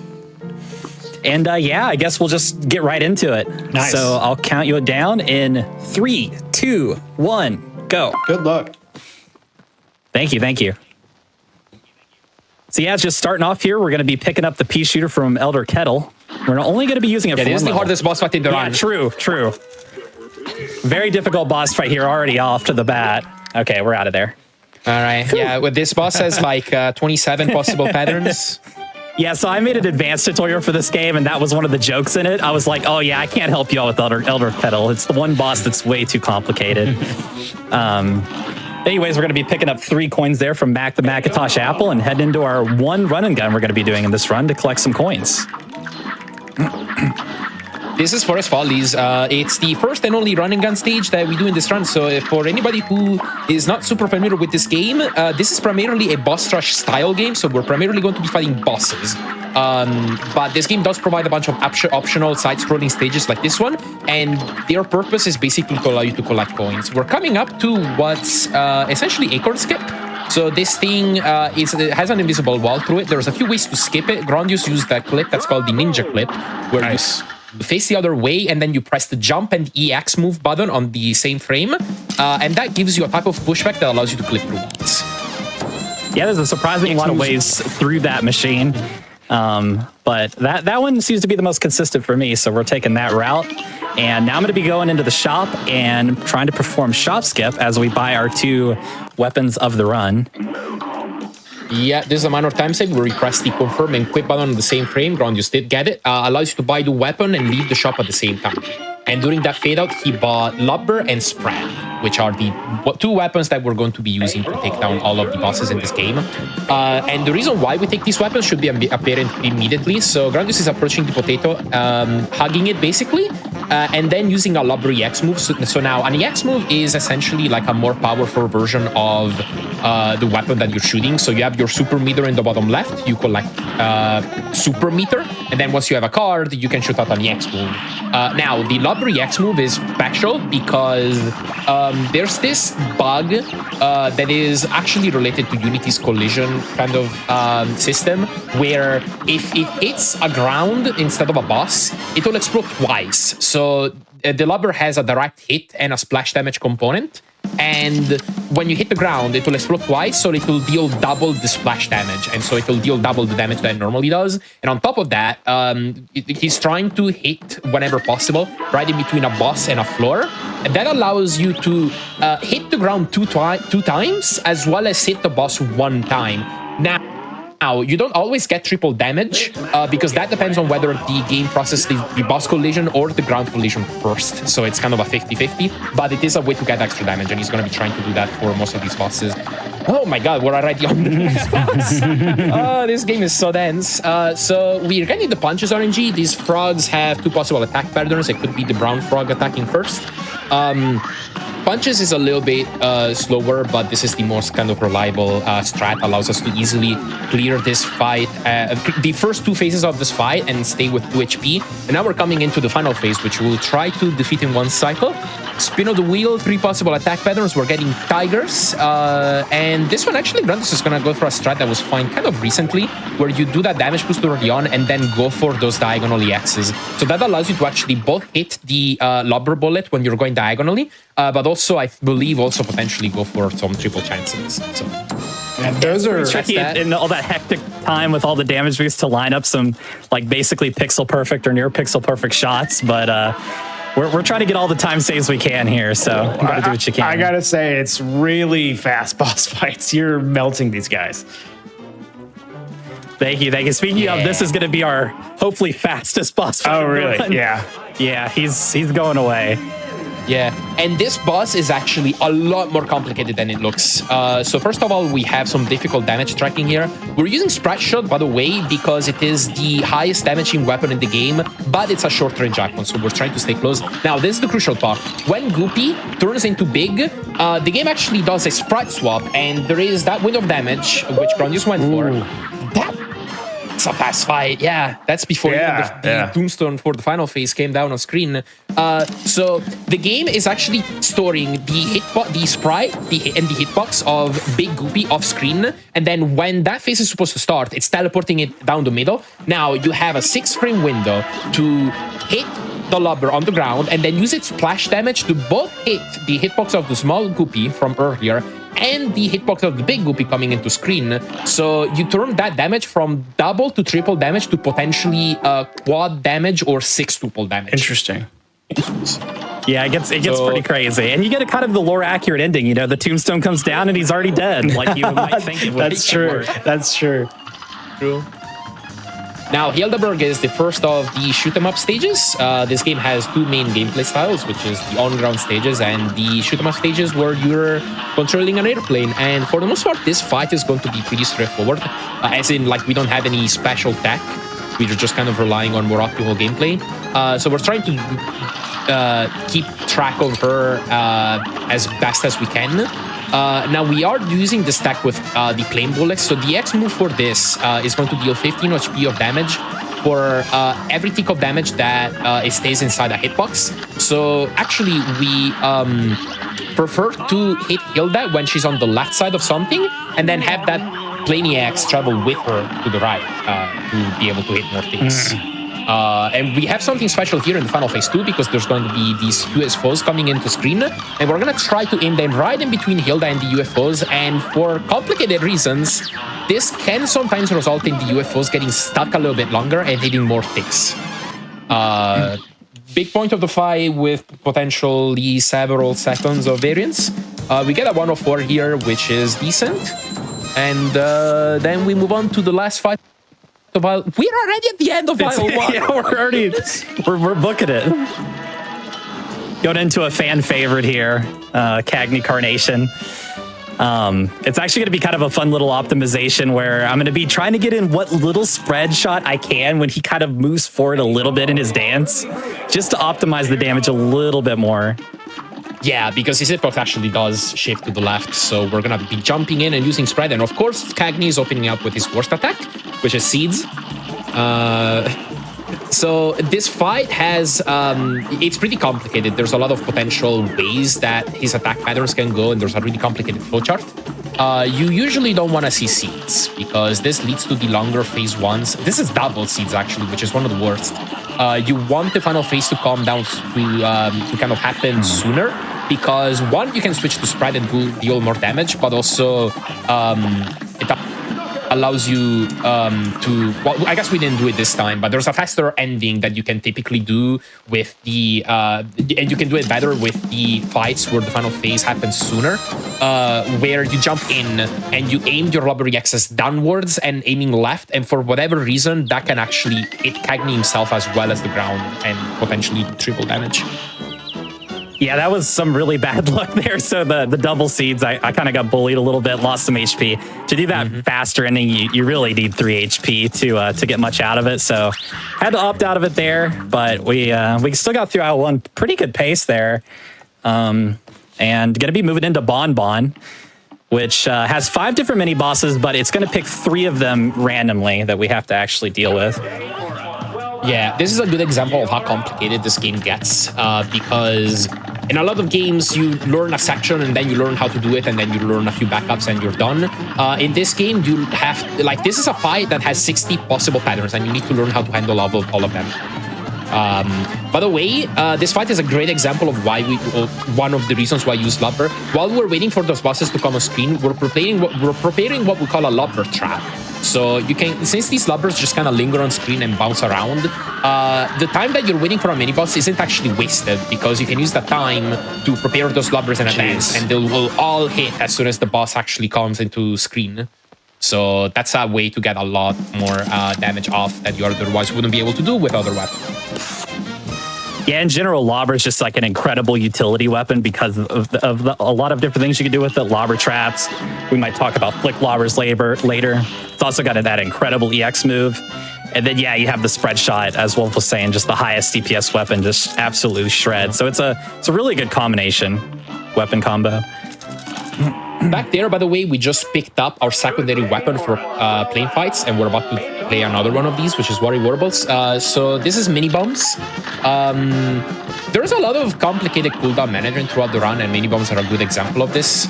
I could sit here and talk about this at length, but basically, first of all, you can recharge your longer weapon bullets during phase transitions. So you can swap to mini bombs, recharge to cooldown, switch back to machine gun, and then you can quickly flick to the mini bomb during the like as soon as you get to deal damage again. And then the other important aspect is there's a tech in this game that's called Kalava swapping, where basically it relies on the fact that when you use an EX move, if you switch to your secondary weapon during the EX animation, you can continue using your regular bullet.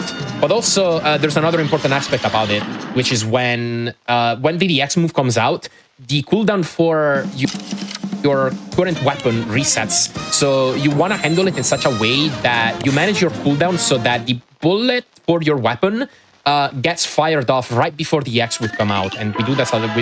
We pay careful attention to do this with the mini bomb, so that this reset basically loses us as less time as possible. Yeah, and if you saw me randomly pause there towards the end of the fight, for whatever reason, that just brings out the last phase sooner. Oh, that's interesting. I was wondering what that was. There actually will be one other pause later. For whatever reason, if you just cause a lag frame, which can be done with a pause, that does it. Now, technically, I said something that's slightly incorrect. So Kalava swapping is the technique that's... it refers to the technique where you do the weapon swap during an EX on the ground. For plane fights, there's a different technique that is frame perfect. So Groundius is doing this by pressing the EX button and weapon swap on the same frame. And that allows you to continue shooting your bullets during the EX. And it's very obvious here when you use a plain bullet, because you get to charge your bullet, but also shoot your machine gun at the same time. Groundus is about to see one here. No pressure. No pressure. All right, there we go. There we go. We kept shooting. But yeah, that's called a Luigi swap. It's a more specific type. It's named after the runner Multi-Luigi. Back in the day, they were running a category and accidentally found it and hated it, and of course we named it after them. So Jimmy is actually one of the simplest fights in the run. They're like this is mostly about the optimization and then managing some small pieces of RNG. For the most part, this is a pretty consistent fight. Like you're typically gonna end up with a time that is within like a 2 or 3 seconds range, which is small for this game. Yeah. You might have seen like when earlier in the fight there was like the pillars, and I was really making sure to kill all those pillars and I was doing exactly 5 bullets and then a mini bomb. There's a lot of cases in Cuphead where there's one big boss health bar, even though it kind of looks like separate things. And so even though like as I'm damaging those pillar faces, it's damaging Jimmy like as a whole. And so that carries over throughout the whole fight. And that's why the sarcophagus phase like died super fast as well. Basically, there's a big global health bar, and unless a boss specifically has invincibility during a certain point, whichever damage you deal during a phase will contribute to it. And that's actually going to be key for this fight. We're preparing a lobber trap, and then we're going to go all in right before Beppy would end his first phase, and that just triggers the Beppy glitch. So we deal all the damage that we would need to do in phase 2 within phase 1. Now the game is going to miss the fact it's going to miss the trigger to transition to the next phase, because it's basically coded to transition to phase 3 once you deal the damage to transition to phase 3. But we've already gotten that during phase 1. So as a result, this fight gets stuck in phase 2. And so we just have to survive all the incoming dot balloons, and then it's done. Yeah, and this is as scary as it looks. That actually, that was terrifying. That is actually amazing that you got through that. I'm surprised myself. There was a moment in there. That's the thing, is this game will test you. Like these dogs are random. They're just randomly popping up however they want to go, and it gets crazy. Speaking of randomness, the next 2 levels, our platforms are randomized as well. So yeah.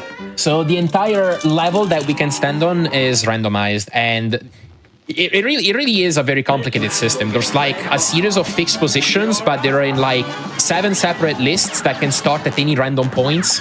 So this is basically unpredictable. Grim is one of the more interesting fights in the run, because honestly, the RNG in this fight doesn't end up usually affecting your time much. But the positions of these clouds, while also having to manage the fight going in slightly different ways, means that you end up having to improv a lot.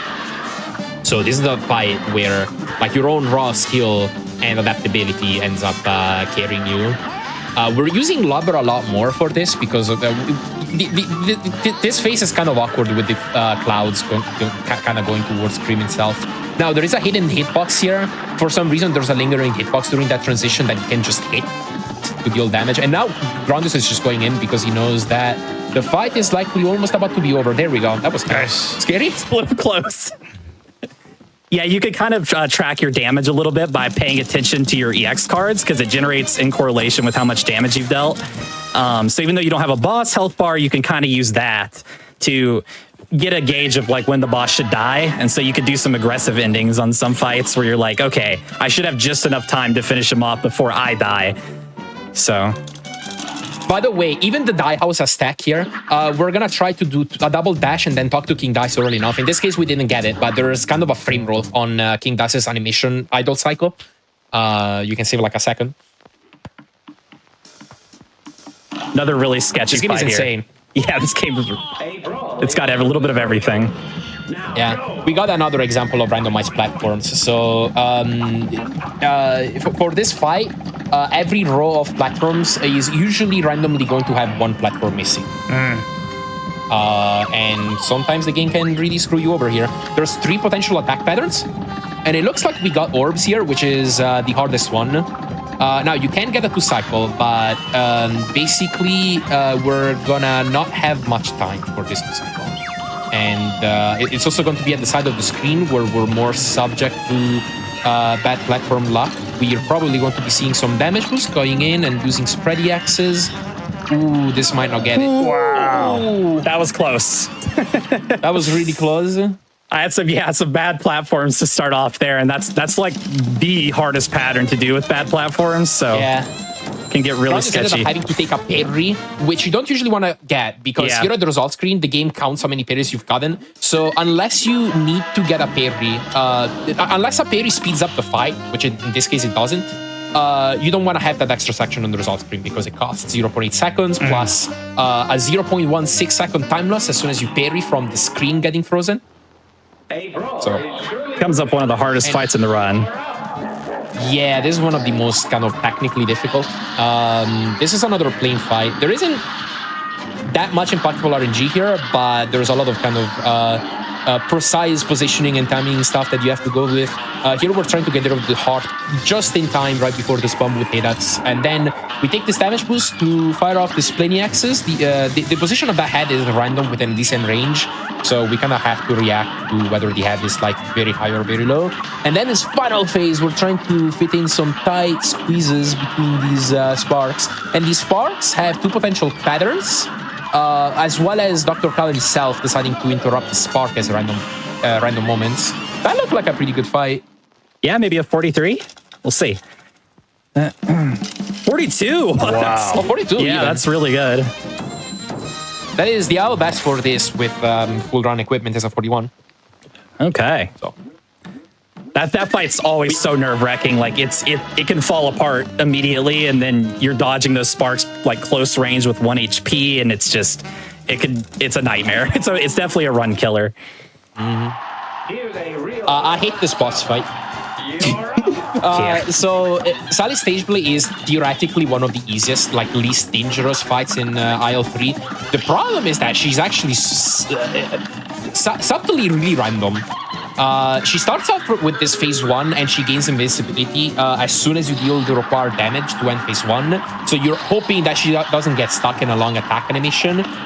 There's a little bit more randomness in phase 2. We're trying to go for some double damage lobbers. And then we're preparing a lobber trap for phase 3. Now we should hopefully deal enough damage here. I guess we have 3 HP in this scenario because we didn't have to take much here. So yeah, the big wave allows us to think through this. Now we need to follow her, do that lob reacts up there once she's trying to leave the screen, and then that allows us to deal just enough damage to kill her on the left side. If you don't deal enough damage and she goes to the right, you're in trouble because now you're having to do a tight dash under the umbrella, or you're having to wait for the umbrella to land and then go over it. And then you're having to deal with random roses falling from the top of the screen that you don't have that much time to see coming. So it could legit get very scary if you're at 1 HP there. Absolutely. We've got another boss here. If you remember the sprite swap that Wolf explained earlier for Goopy, we get something similar here. Yeah, that's gonna be at the start of phase 2. But first, we get to do something a little bit more unique here, where we follow Burner with the spread, and then when we have to back off, we switch to Lobber, and we kind of wait for the cooldown of the lobber to get back to 0, and then face right for a brief little while and fire our lobber. Here it is in phase 2. We're gonna go for a Sextuple. That might have been a quad also, but yeah, 6 frame window. Taking damage there on the flames, and now we're going for more double. Sorry, these are quad damage lobbers because we're hitting a double on the floor below Werner, but actually Werner himself also has a platform, and our lobber reacts is hitting both platforms at the same time, so we're dealing double damage twice, which is pretty ridiculous. So that was a 39 too, so that was a pretty sick time. Yeah, and if you have anything, what's been going on with the Hotfix shows recently? Anything to talk about there, or? Yes, I do have some announcements if this is a good time to... Ooh, yeah, go for it. Okay, so prize submissions are open for SGDQ 2025. Visit gamesdonequick.com for more info. Also, Black in a Flash's Summer Speedrunning Celebration, Juneteenth, will be live on the GDQ channel from June 19th to the 22nd. Type !Juneteenth in chat for the full schedule, and visit gdq.gg/BAF to learn how you can join the Black in a Flash community. And back to you, Granius. All right. If you saw me just blow up the squid there, that's because Bryony basically waits until his attack's done to actually get you into this last phase. And he's kind of like invulnerable. Once you've dealt enough damage to enter last phase, he's like invulnerable for a bit, even though it looks like you can hurt him. He's not actually taking damage. Yeah. And he really wants to wait until he gets into that last phase before you can actually finish him off. And so the squid's one of the unique attacks because it's the only one of Bryony's attacks where you can actually go and just like blow it up and end the attack soon or early. So that was actually pretty good luck getting the squid there. So I could kind of speed it up and get to that final phase sooner. Yeah, for clarity, we have a mix of bosses that do not get invulnerability once you deal the required damage to finish a phase, and so you can overdamage them into the next phase. And then you got bosses like Briny or Reaping Crooks, where once you deal the damage, they get invulnerability, and you have to wait for them to officially get into the next phase.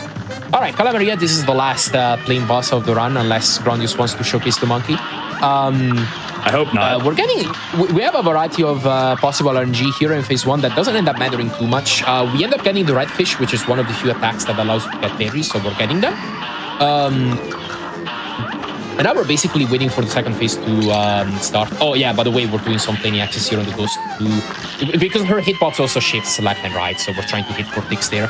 There is a special thing here. She has a petrification glaze, but there is a tech here to continue shooting while petrified. That relies on you doing a Luigi swap, but releasing the shoot button during the X animation itself. That allows you to continue shooting without holding the shoot button, but also continue shooting while you're petrified. And then for this last phase, you can just kind of hug her, because the hitbox for her petrifying glaze does not reach as close as it doesn't reach to like kind of the point blank range.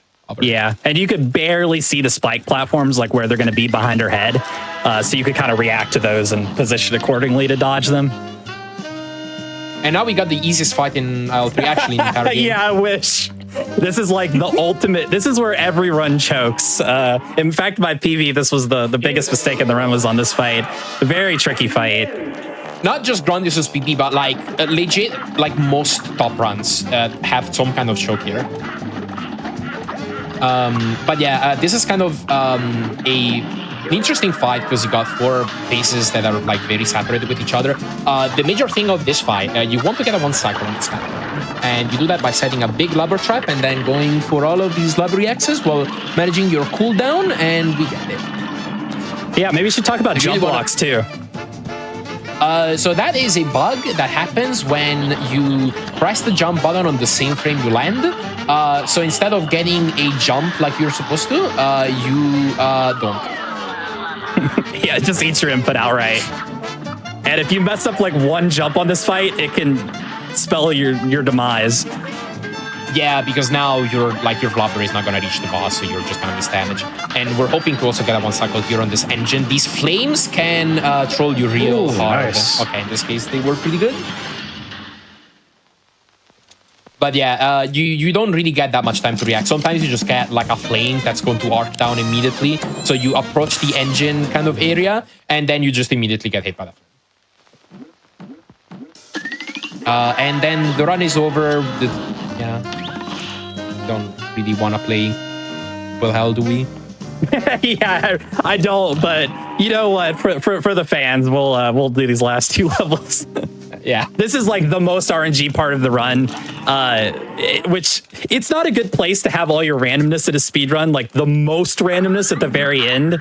But yeah, there's some significant time saves or losses here, especially on the final boss, the devil. Yeah. For now, we're in King Dice, which is an interesting fight. We're kind of playing a board game. You have to roll a die. We can control the result of the die, but you can only roll a 1, 2, or 3. And you've got 3 different sections where you have to fight at least 1 mini-boss. And we have a pretty particular route that we will follow. We will want to land on 3, 5, 7. Number 3, Cigar allows us to go for these double damage lubber EXs. Or even triple. Or even triple. And another thing that's notable about this route is that it is tied with 2, 4, 9 for being the route that minimizes the amount of dice rolls that you have to do to get to the end of the round. And an extra dice roll would be 6 or 7 seconds.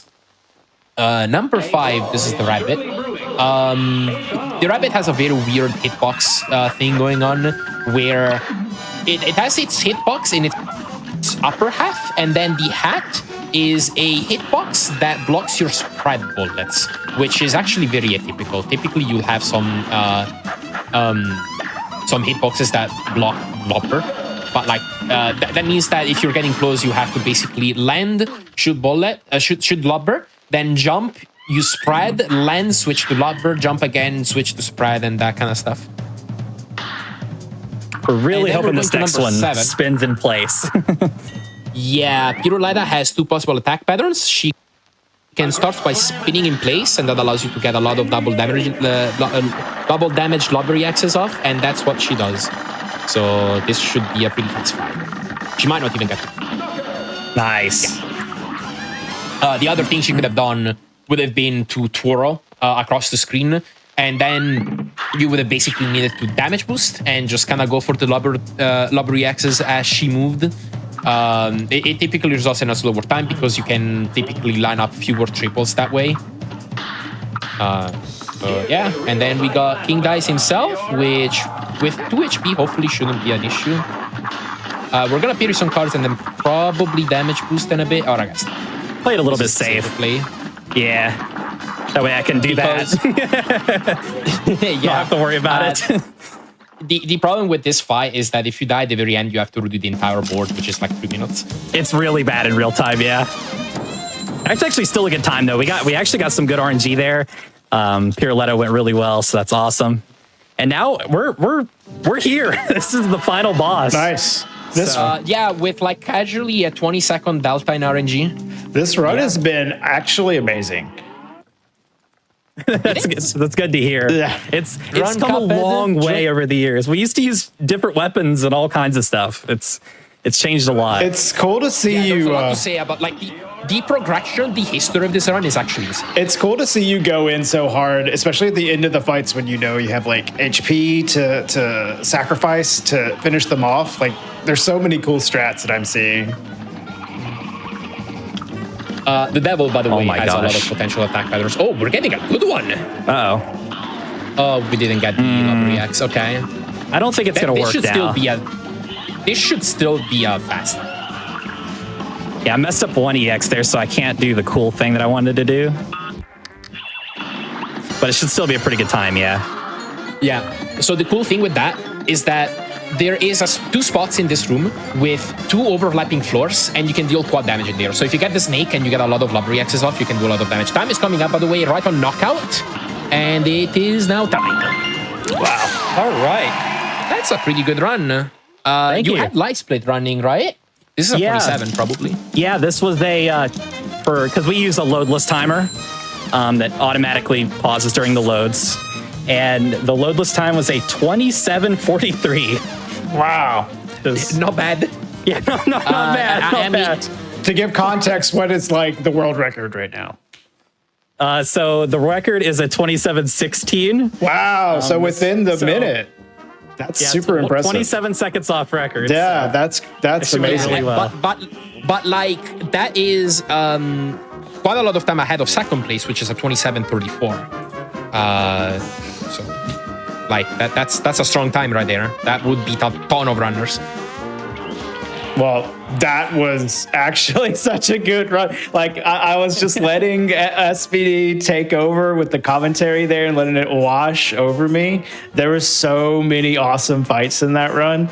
I'm blown away, honestly. That was so cool.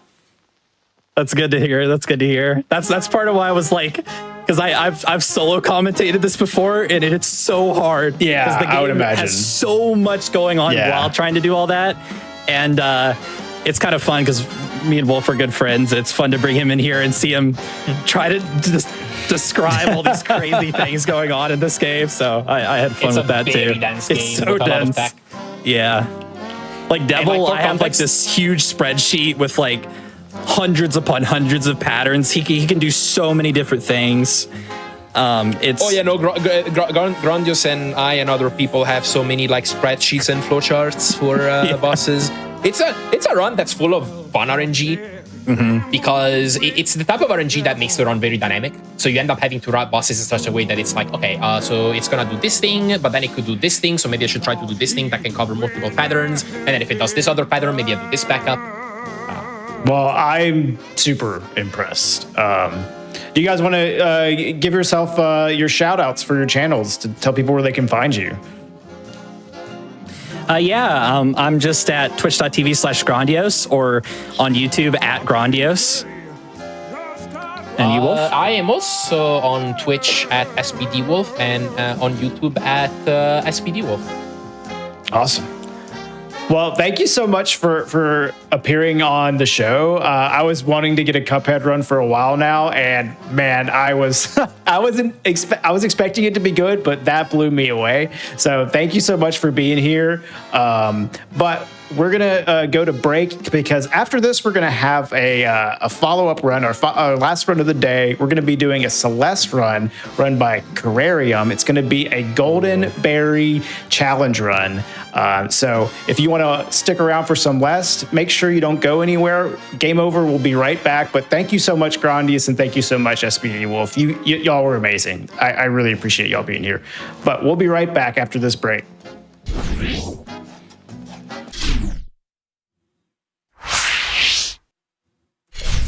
Hey everybody, welcome back to Game Over. I hope you enjoyed that Cuphead run that we just had. That was such an amazing run by Grandius that he just pulled off right there, just like 30 seconds away from world record. That was super awesome to watch. But now we also have another really cool run here of Celeste.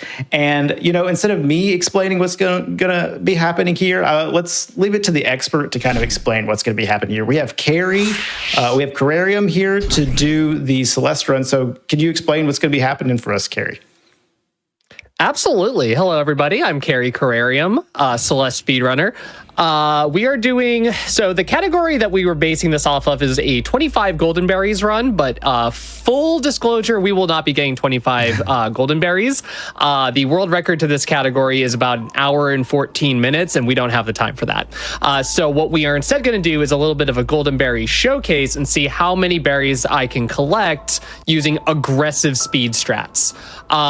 So yeah, we'll get a little bit more into detail from there, but we're going to start off as we always do with every run with a fresh file. So if you're ready, I'm ready. I am 100% ready. Let's go. Alrighty. In 3, 2, 1, go. Good luck. Thank you.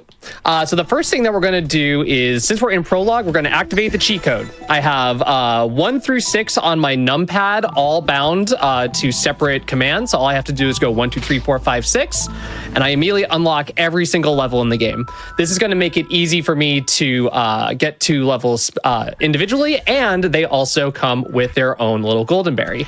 We're going to start off this run trying to do something a little aggressive here. I'm going to try for a double golden berry. In Forsaken City, there is a dashless berry, which you collect if you don't dash through the entire level. But if you're able to do that and also not die, you can also collect this golden at the same time. So it's a lot of bang for your buck. Well, we're going to see if this works. Yeah. This sounds challenging already. It is. Oh, that's a good sign to start. Okay, that's all right.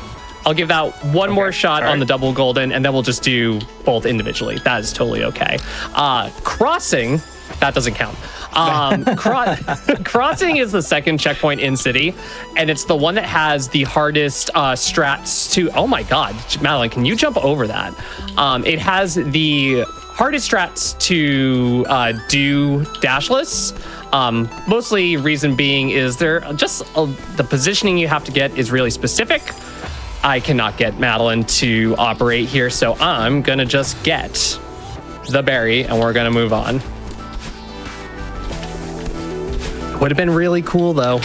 This looks a lot easier now that you are using this mechanic, I gotta say. This looks a bit easier.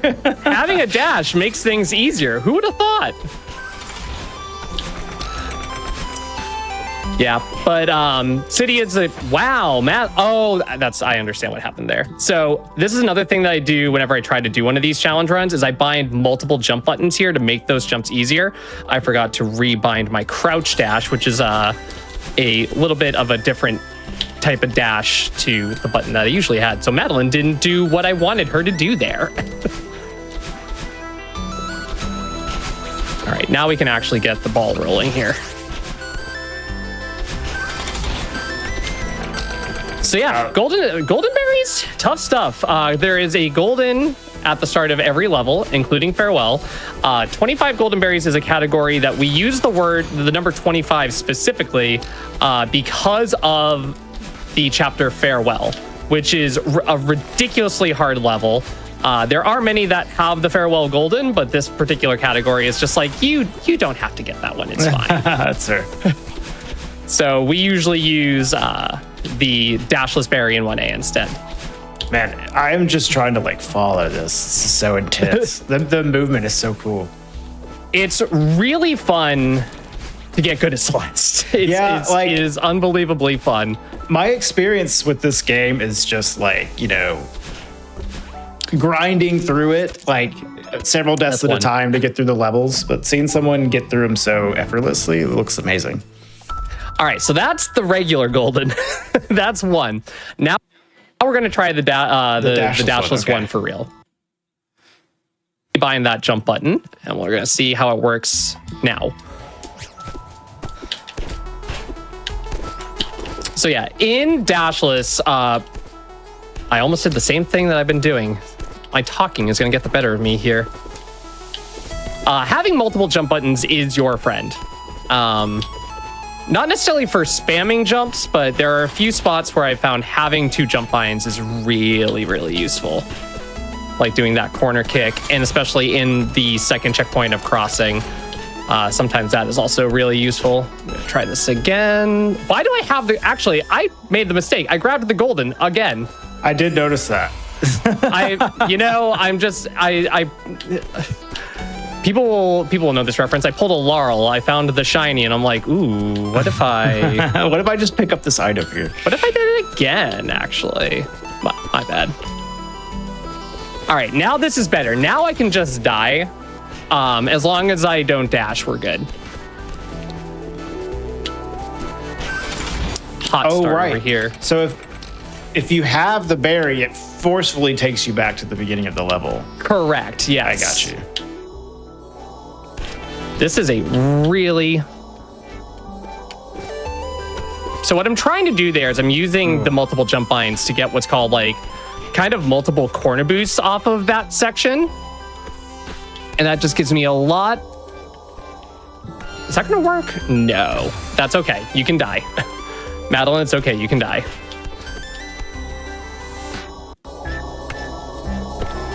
That works. There you go. There we go.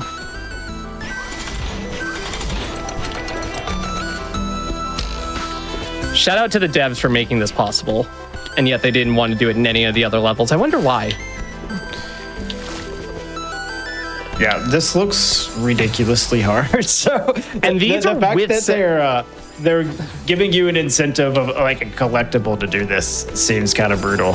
And these have setups. These are setups that they just aren't working right now, but these are setups. Like that right there that I did, that's like a setup to make that a lot more consistent.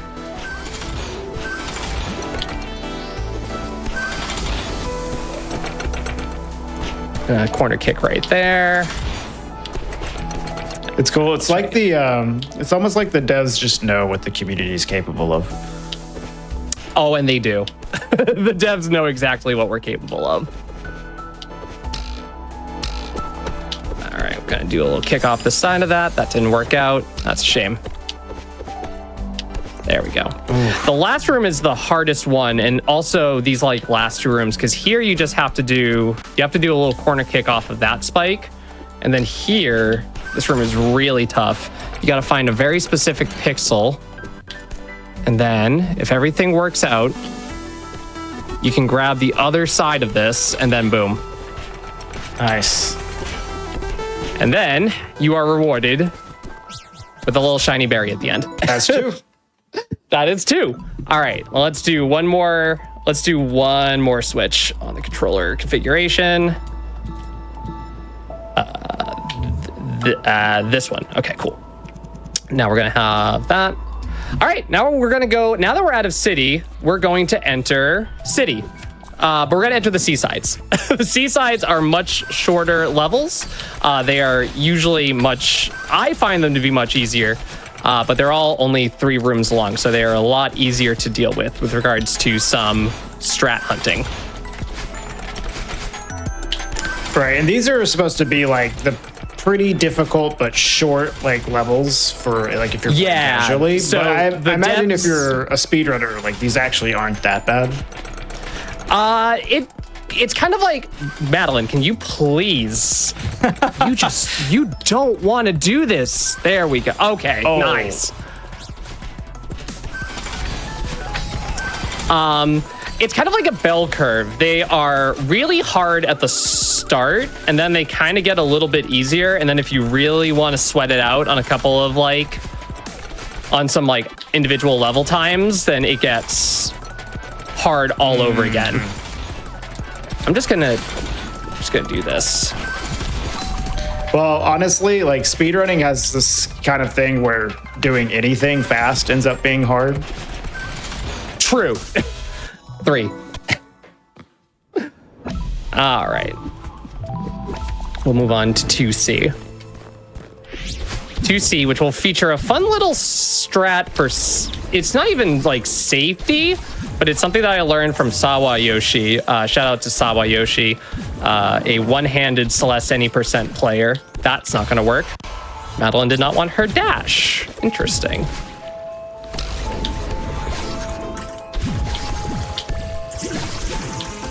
One key thing with a lot of these is a thing with Golden Berries runs is that if you fail a strat, it's not, excuse the pun, game over. You can have multiple types of backups to make things work. We're gonna do this. We're skipping all of these coins for a reason because. No, that didn't work, Sawa. You lied to me. Oh no. You lied to me. That's supposed to work. All right, I'm gonna try again. I did say we're going for aggro strats, so I'm gonna try it again. Nope, I could hear it. There's a sound that I hear. If you hear a sound on that block, it just it's guaranteed not to work. I found that when I was practicing. So we're gonna get the coins as they are.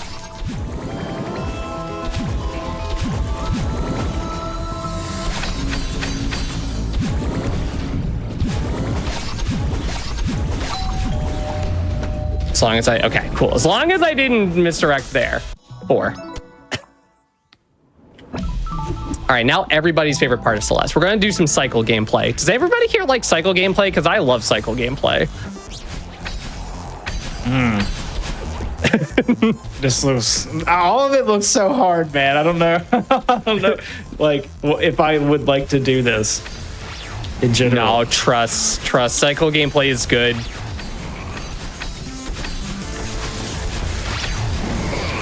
I wanted to duck there to get out of Mr. Oshiro's way, and it did not work. There is a very specific strat. If you want to get really aggressive in 3C, you can get yourself in a very particular situation and dash off of this man's head, and it helps you get to the end a little bit faster. Boink. Ooh. Just like that. And then you can get a boost, get that heart, say hi to him, and get out of the level. Yeah. So we're gonna move on to 4C. 4C is one of my favorite levels, and I can't explain why. Oops, nice misdirect. Celeste is such a wonderful game, but oh my god, is it just the most brutal thing for controllers you've ever seen?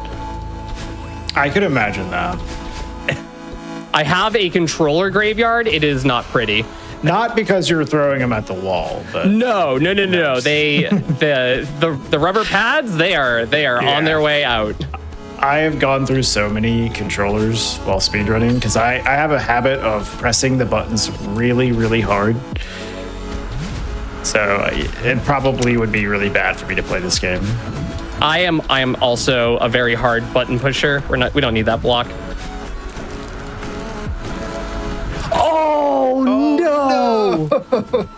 That was good. That was so good. I felt that.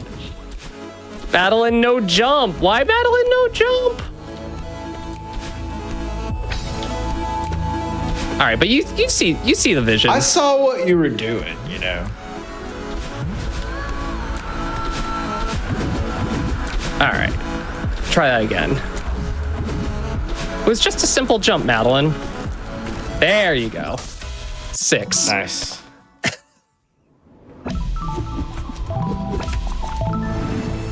All right.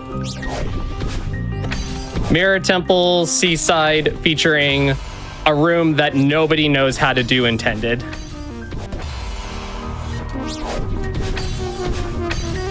Oops. Madeline, please get the demo. The wall bounces. There we go. We wanted that little corner kick under the block. Whoops. Let you go back. Ooh, that's cool. I'm noticing you're doing a lot of like jump dash, like diagonal down.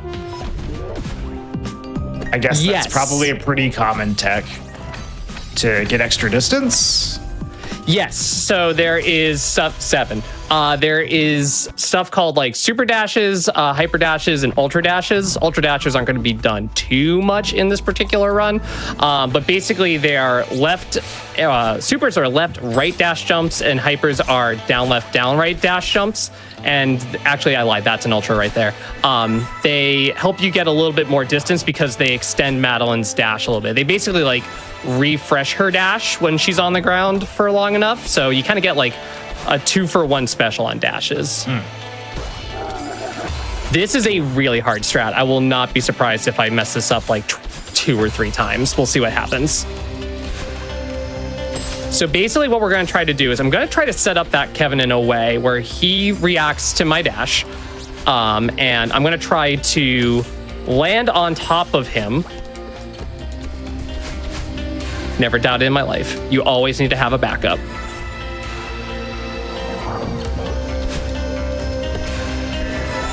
Try that again. Get around here. Switching from the D-pad to analog stick for feather is always so hard for me. Nope. I could... These are the types of things at high levels that you have to realize with strats is like I knew immediately on hitting that Kevin I was not in the right position and had to immediately change my strat. And because this run particularly, like it does, like you will get owned if you mess up your strats, then I had to back that up like instantly. Was that more wall of bounce? An intended way to do that certain section?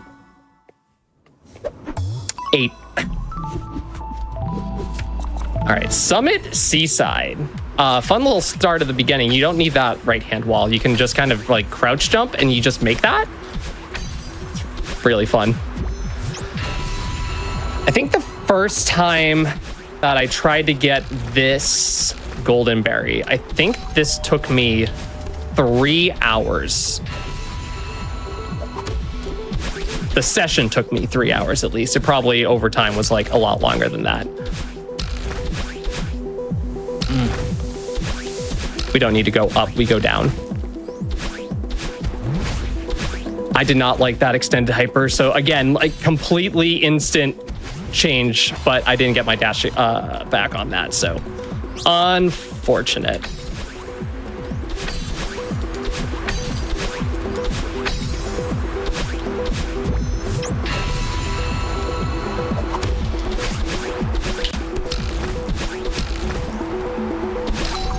I do love this music though. This music always, like with challenge runs specifically, the type of music that you have is like can really make or break like your attitude throughout the entire run. Say your mental can really be affected.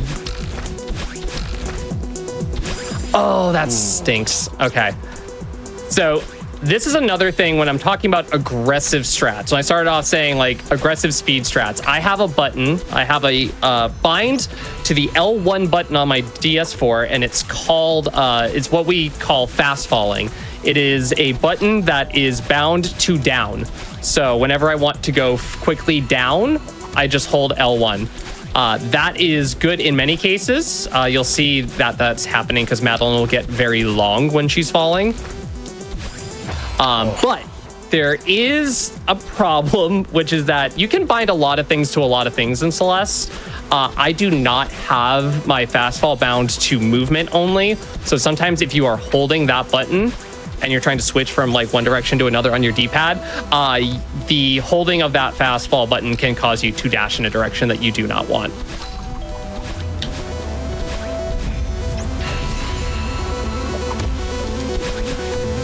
Okay, I slid off of the platform there. I didn't want that.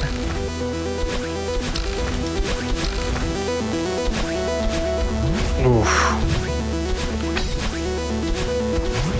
There we go. Now.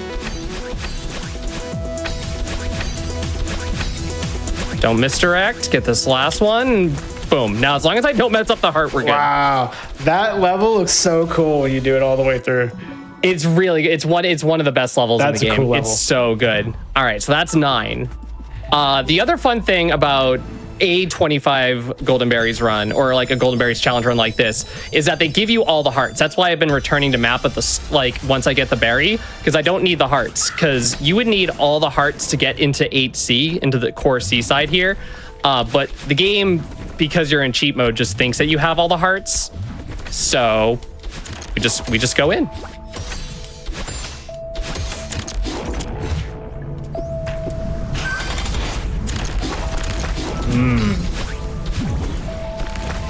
Very fast. Oh, I couldn't see the bumper. I thought that the bumper was a little bit further, and I couldn't see the bumper. So now we have that information for the next time.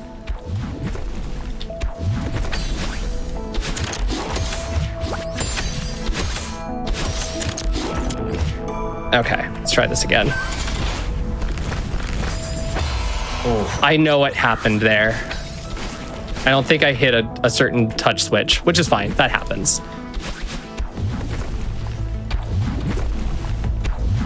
This is like another example of like how music can really help with like a challenge run. This one's a lot more it's meditative, but it's like meditative in a different way.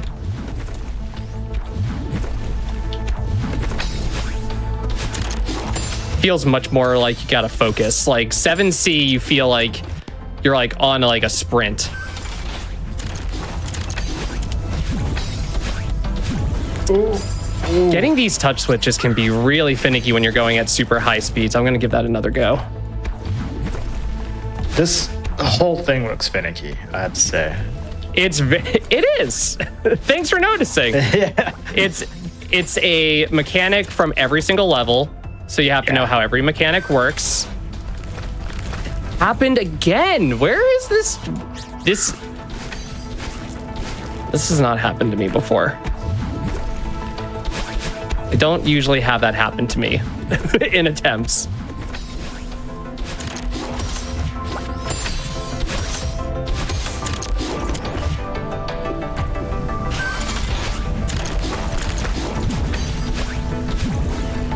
Ooh, nice. I am screwed though. I used a dash because I didn't expect to get that dash crystal. And in core, you don't get your dash back upon landing on stuff. So when I dashed the second time, I had no dash to continue. If I death loop on this a little bit longer, we'll move on to some different sides because there's no requirement to stay on a level if you don't want to.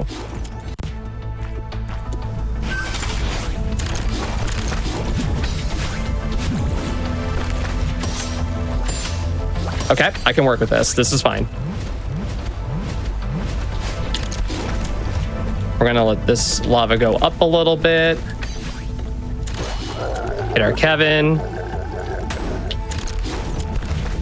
The lava, we have to manage this sandwich lava and sandwich ice a lot. Don't worry about it.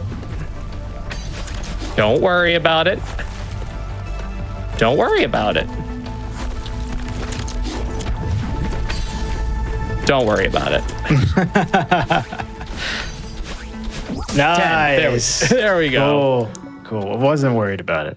Wasn't worried about it. Never doubted it in my life. All right, we're going to do old site A side because this one's an interesting one. This one's one I would recommend to a lot of people just for ease. Okay. Because you don't have to play the full level. Which is very funny because you can technically die later in the, after the point where it gives you the berry. But it just gives you the berry before a checkpoint. So you're just like, oh, okay.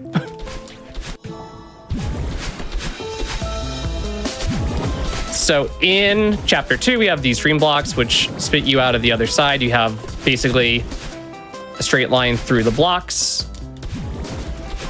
Here I'm going to be using the crouch dash bind that I was talking about earlier. We're going to try to make use of a crouched hitbox to get through a couple of small spaces like that. Like that. And the entire time Battling is copying all of my movements because I'm such a trendsetter.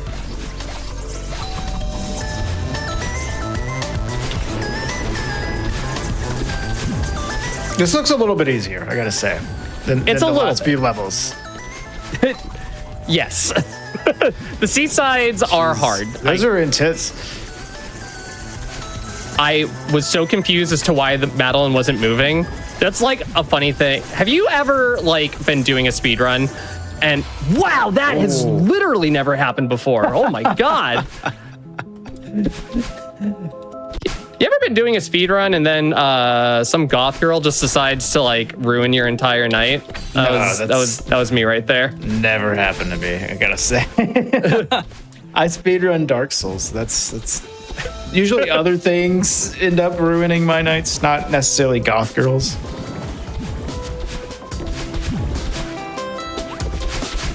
So the incredibly funny thing about that death, which some people might not know, is Battlin's hitbox is like a pixel. It's very short. So the fact that she killed me is wild.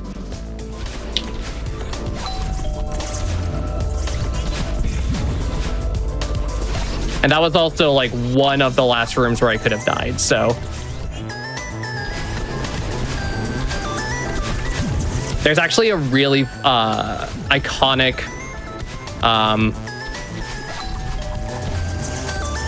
nope. Moving on, new topic. God, that was close. I floated in the wrong area. Dang. Who put all those spikes there? Who would do such a thing? It's so dangerous. I know. To be fair, like this is an old abandoned site. Like, why are we here anyway? It's like broken glass everywhere. Just glued to the surfaces of everything. If I was Madeline, I would simply go in the other direction. Yeah.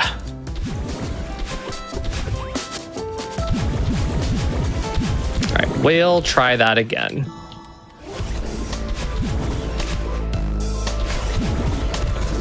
Thankfully, a lot of these like diagonals have been working because sometimes those could be not the most consistent thing for me.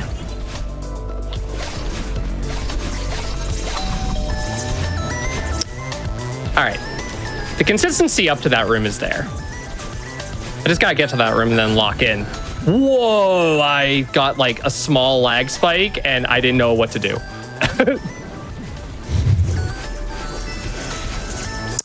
Oh, my bad.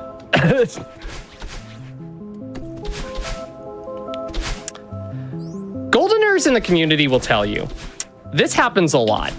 Yeah. If you're doing hitless runs, you're doing deathless runs, and you're doing all that stuff, for some reason, in practice, everything goes great. And then you're in the situation where the thing matters. And it's like you forgot how to play the game at all.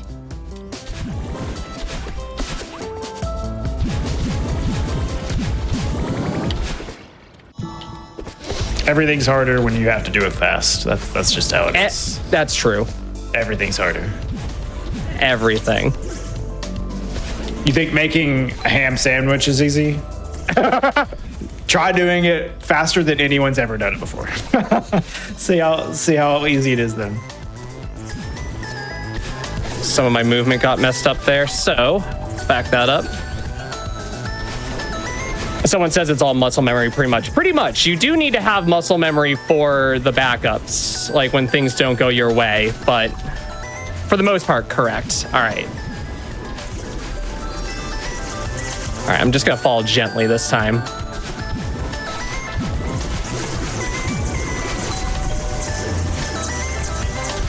Okay, we are out.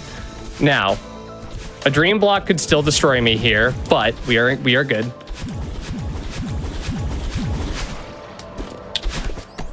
And then once we get in this room, there's still another checkpoint. We don't need it.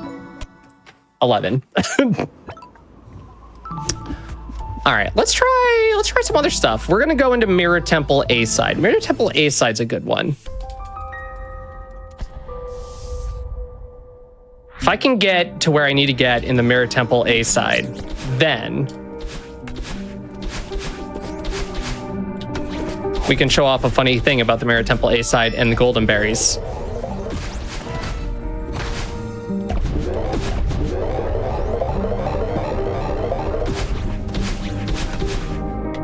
All right, so we, again, spikes all over the place. Who knows why they're there? I find this is another level that is actually reasonably chill to try to get, like, do deathless, like, runs of. It's the very last checkpoint where it gets, like... No? Didn't want to press the button? Thank you. The very last checkpoints where it gets a little dicey. Whee! Ooh, that looks really cool. That is called Depth's Corner Boost. That is a 2-frame window. Nice. And this is a little secret area right here to save getting a key.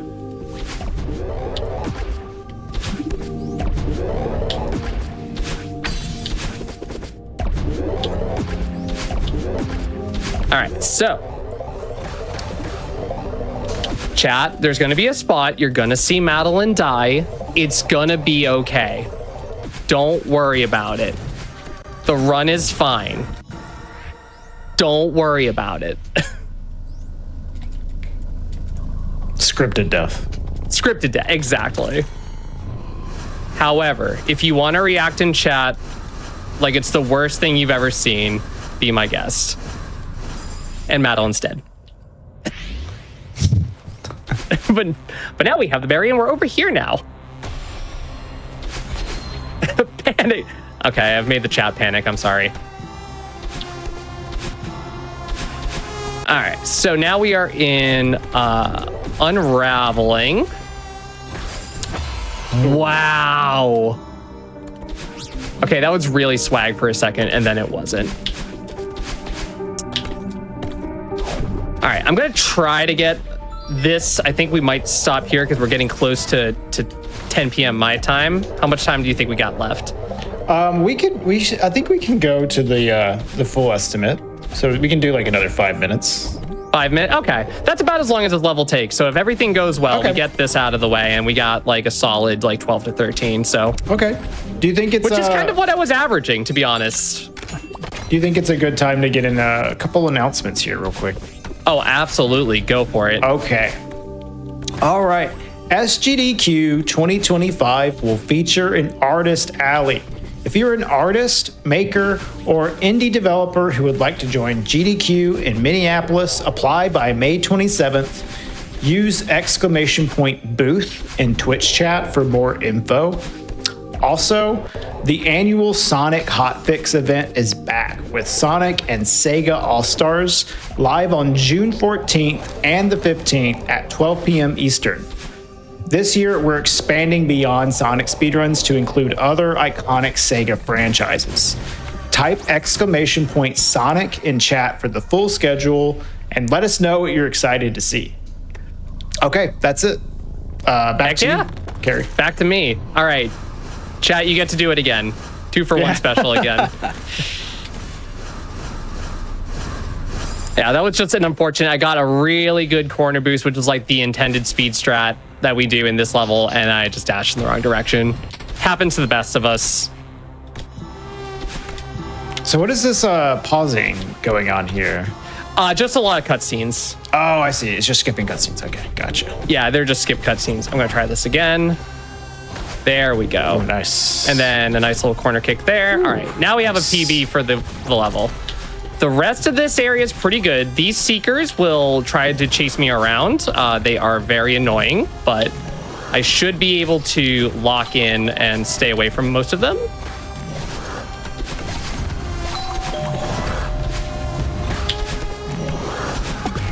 I hate that one specifically. He is always so mean. Oh, my bad. All right, wow. We'll give it one more go, and that should hit the estimate, and I think we're good. You might have to tell me that we've reached the estimate though, because I'll keep you up to date on it. All right, just lock in. Just lock it. All right, I'm locking in. That's my bad. Okay. So now. that's a so there is a that is a matter of like the convergence of speed strats with deathless strats. There is a speed strat in this room where you get into this bubble and you basically like buffer. Like you basically like get in it really quick and then immediately get the bubble to move. Once you enter a bubble, you can just basically have it start going. You know, if you it's a little bit of a tight window. So in a deathless sense, it's not safe to go for that, but that's not what I was trying to do here. But for the sake of trying to get to the final checkpoint, we'll give it our best go. Thanks for all the locks emotes, everybody. So what do you think after all this? Do you think you're going to try some golden berries?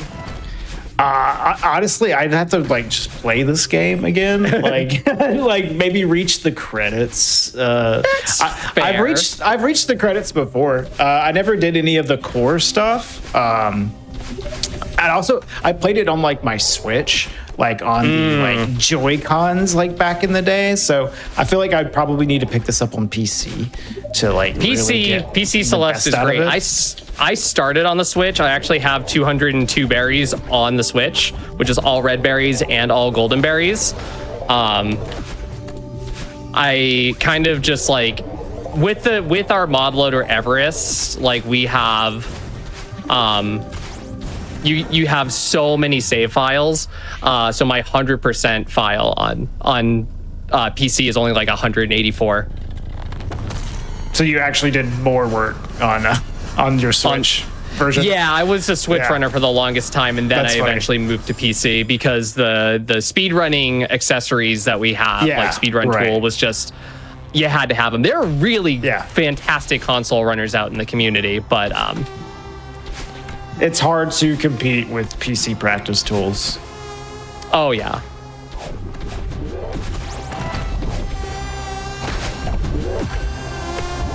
Okay. All right, Seekers, behave this time. This is a long level. It's a couple minutes. It's a bit long compared to some of the other levels. Oh, you're joking. Oh no. Well, yeah, I'm not going to be able to, like, I'm going to go over That's all right. if I try that That's again. All right. Well, that was still seasides. really impressive to see all that. So 11 and 32 minutes could be a lot better. Like, I'm not going to lie to you. Like, but sometimes that happens. That's the risk you take on a challenge run like this. But like with 25 of these and with the difficulty that Seasides can bring you, I'm not really all that upset about that because I'm not going into that trying to do that.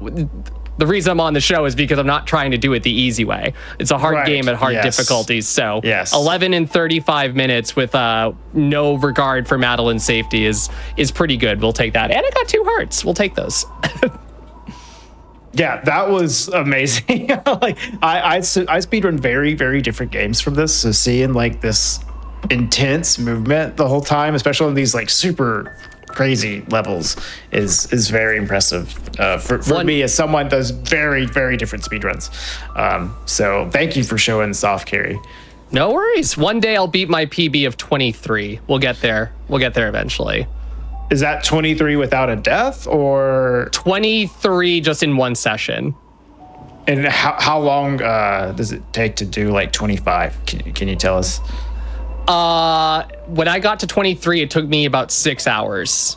If you are someone like Eugene, who's like a fantastic Celeste runner, and also doing the All Hearts race at SGDQ with LM Jax, you can do it in like an hour and a half. Wow. Eugene that seems tough. Eugene is a fantastic runner, an amazing combination of speed strats with safety and knowing exactly what to be doing in exactly the right spots. So, yeah, if you were to go for like 25 for a session, it would definitely take you a couple of hours. So like 11 and 32 is a good starting point on a session, and then it's like it does become like lock-in territory. We didn't even get into all of like what we call the hell trio with like 6B, 7B, and 8B. It gets really hard. It looked hard enough, honestly, for what you're doing. I have to be totally honest. Well, thank you so much, Carrie. Unfortunately, we're going to have to come to a close for tonight's episode of Game Over. We have another show coming up after this, so make sure you stay tuned for after the break. We have Think Fast coming up if you want to stick around for more hotfix speedrunning. But for us, this has been Game Over. Thank you so much for watching my show. I'm Regal. I'm your host. Thank you. Good night.